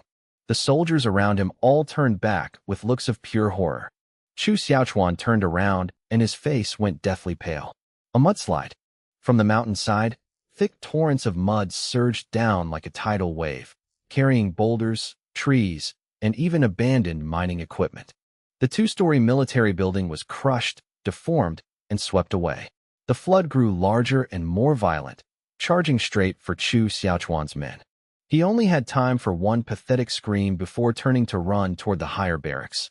But before he could get far, the barracks on the left collapsed. Another wave of mud crashed down. A massive boulder rolled over him, and his body was quickly swallowed by the flood. Zhu Ying drove the bus down the slope at a breakneck speed, constantly spinning the wheel through the slick, muddy turns. She and the bus were one. A clear image of the surroundings played in her mind, as if she were racing on the edge of life and death. Inside the cabin, everyone could hear the roar from beneath the floor, the screams, the curses, and the hiss of the landslide behind them. Everyone held their breath, watching through the rear window. The mud was hot on their heels, and massive rocks were tumbling down. A few times, they nearly hit the tail of the bus, but each time, the vehicle dodged by a hair's breadth. "Hold on tight," I shouted from the cockpit, knowing exactly what Zhu Ying was about to do through our mental link. The iron gate ahead, which Zero had previously damaged, was now closed. The guards had long since fled. Even though they were used to collisions, everyone grabbed onto whatever they could. Old man Sun Shuangxin was panicked, but Zhang Hai buckled him tightly into his seat. With a massive crash, the bus, with its giant steel ram, smashed through the iron gate, never slowing down as it sped toward Wanshou village. A few minutes later, I saw Zero standing under a large tree at the village entrance. Beside her was Ren Shiyu, huddling in the rain next to a bloody, motionless zombie. I finally let out a real sigh of relief. "Get on, quick." I jumped down and told Zero she had done a great job. Her cat-like ears twitched as she relaxed from her combat stance, nodding and saying Ren Shiyu was exhausted. I looked at Shiyu. Her already thin frame looked even more frail, her face pale and shivering slightly in the rain. I told her I had news about her sister. She wasn't in Subei, but in Panju City. Once we dealt with this place, we'd go find her. Hearing that, Shiyu trembled and looked up. A spark of joy flickered in her tired eyes, but then she hesitated, worried the whole team would be at risk for her sake. I reassured her that she was a member of this team, and everyone knew her worth. I promised I would help her find her sister. Shiyu looked at me for a long time without saying a word, just a soft smile. A new light appeared amidst her exhaustion. I felt a bit awkward under her gaze and scratched my nose to hide it. By then, Li Yusin had stepped off the bus and walked over to Shiyu, saying she would take care of her. I nodded. With Yusin here, Shiyu's spirit would recover quickly without any lasting trauma. Good God, half the mountain just collapsed. If it weren't for Zhu Ying's insane driving skills, we'd all be dead up there. Zhang Hai and Sun Kuan stepped off the bus, looking back at Mount Wanshui. It was completely unrecognizable. Half the slope had caved in, and the military building on the ridge had been swept away by the mud. Not a trace was left. Only piles of mud and rock remained at the foot of the mountain. The power of nature is truly terrifying. I looked at the ruined mountain, my heart feeling heavy. Zhang Hai was right, but only half right. If it weren't for old man Sun Shuangxin's warning, we would have been in much greater danger. The sight of that mudslide surging down still sent chills down my spine every time I thought about it. "Young man, I suggest you all leave Subei as quickly as possible." Sun Shuangxin walked over, leaning on his back, a look of sadness in his eyes. He said Subei had floods every year, but this rain hadn't been seen in hundreds of years of records. He had personally checked, and the Fuyang River had already exceeded historical warning levels. The river had likely already breached its banks. He shook his head and sighed, pitying the people of Subei who had suffered so much. The zombies weren't even gone, and now a flood was hitting them. Hearing those words, the atmosphere around us turned somber. A bad premonition suddenly flashed through my mind. If the flood really breached the banks, the consequences would be catastrophic. For some reason, I remembered that giant water monster that appeared in the Jinling River, and goosebumps broke out on my back. "Jiang, come in here for a second." Li Yusin poked her head out of the bus window and called for me. Zhang Hai was about to follow, but Sun Kuan pulled him back. telling him to just stay out here and enjoy the breeze. When I stepped into the bus, the pungent smell of blood hit my nose immediately. The first thing I saw was Jiang Zhuiying with her arm heavily bandaged, wrapped as thick as a mummy. Beside her was a basin of bloody water, making my heart sink. "Are you hurt that badly?" I asked. Zhuiying just gave a bright smile, saying it was just a fracture. Yusin had reset the bone and bandaged it. Now she was just lying back to watch anime and asked me to grab her iPad. Looking at her cheerful face, I could only shake my head helplessly. Her arm was wrapped up, and she was still thinking about anime. Li Yusin stood nearby with a smile, saying she called me because Xiang Shuahai was having a problem. I frowned and looked toward the bed. Xiang Shuahai was still unconscious, her face pale. Beside her was a tray of surgical tools stained with blood. I asked what happened. Yusin gently pulled back the white blanket, and the sight before me made me freeze. Under the blanket were Xiang Shuahai's long, slender legs, wearing only white underwear. The scene was quite overwhelming. There was no denying it. She had been a star before the disaster, and that seductive beauty was still very much intact. But I quickly forced myself to focus because her chest was heaving rapidly. She clearly wasn't doing well. Yusin pointed to the inner part of her thigh. Looking closely, I saw a very deep wound. Although it had been disinfected and was no longer bleeding, the area around it was an abnormal pale pink. Yusin said the wound was infected. I was surprised. The injury had happened less than an hour ago, and she had treated it herself. How could it infect so fast? Yusin sighed and explained that Yang Feng's vines had carried countless fragments into her flesh, mixing into the muscle and blood vessels. After Yang Feng died, those fragments decomposed rapidly and released corrosive toxins. If not treated in time, the toxins would spread through her entire body. I understood immediately. If we didn't get all those vine fragments out, Xiang Shuahai would die. Yusin said she had stopped the bleeding and disinfected the area. But removing the fragments required extremely delicate and fast surgery, and she couldn't do it alone. She believed I could do it because of my reflexes, observation skills, and superior visual nerves. I just needed to pull the fragments out, and she would handle the rest. I was a bit taken aback to be asked, but looking at Xiang Shuahai's condition, there was no time for hesitation. We moved her to the sofa immediately. I leaned down and picked Xiang Shuahai up, placing her down carefully. Despite the awkwardness of her long legs being exposed, saving her was the priority. Yusin quickly prepared the tools, handed me the tweezers, and guided my movements. I took a deep breath, forcing myself to concentrate. Even though I had never done this, I trusted my abilities. "All right, I'll do it," I said. I leaned down and began to pick each vine fragment out of Xiang Shuahai's wound. After washing my hands with antiseptic, I took a deep breath and focused all my mental energy on the wound on Xiang Shuahai's thigh. Beside me, Li Yusin gave step-by-step instructions in a low voice. With her professional support, my job was simply to carefully extract the vine fragments. When I expanded my brain's perception, every tiny blood vessel and fiber of muscle became crystal clear. Not a single detail escaped my notice. My hand was steady with the medical tweezers. Every movement was precise and decisive. I was fast but not reckless. Li Yusin watched in secret amazement. I was performing as well as a seasoned surgeon. Only now did she understand why my sniping was so stable. Ugh! Xiang Shuahai lay on the sofa, her long lashes trembling as a pained moan escaped her throat. Her forehead was beaded with sweat. Even in her coma, she was enduring intense pain. The extraction continued. No matter how careful I was touching muscle and nerves directly. The pain was almost unavoidable. Given the urgency, there was no anesthesia. Every touch of the metal tweezers was a form of torture. Hearing her moan, my hand faltered for a split second, then I immediately sped up, making my movements even more decisive. The faster and more accurately I worked, the less pain she would have to endure. As I pulled out a rather large fragment, I accidentally used a bit too much force, causing Xiang Shuahai to convulse in pain. Her long legs tensed and then trembled.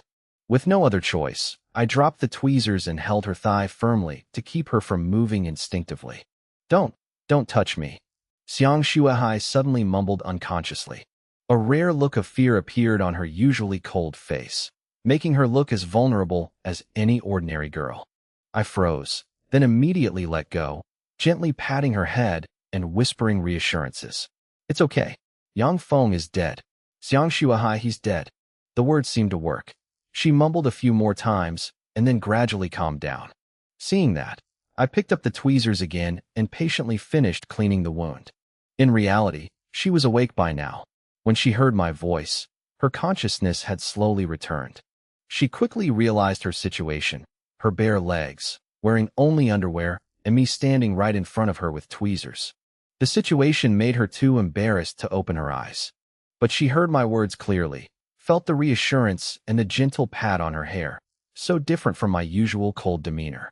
The pain from the tweezers made her grit her teeth, but she didn't let on that she was awake. Li Yusin glanced over.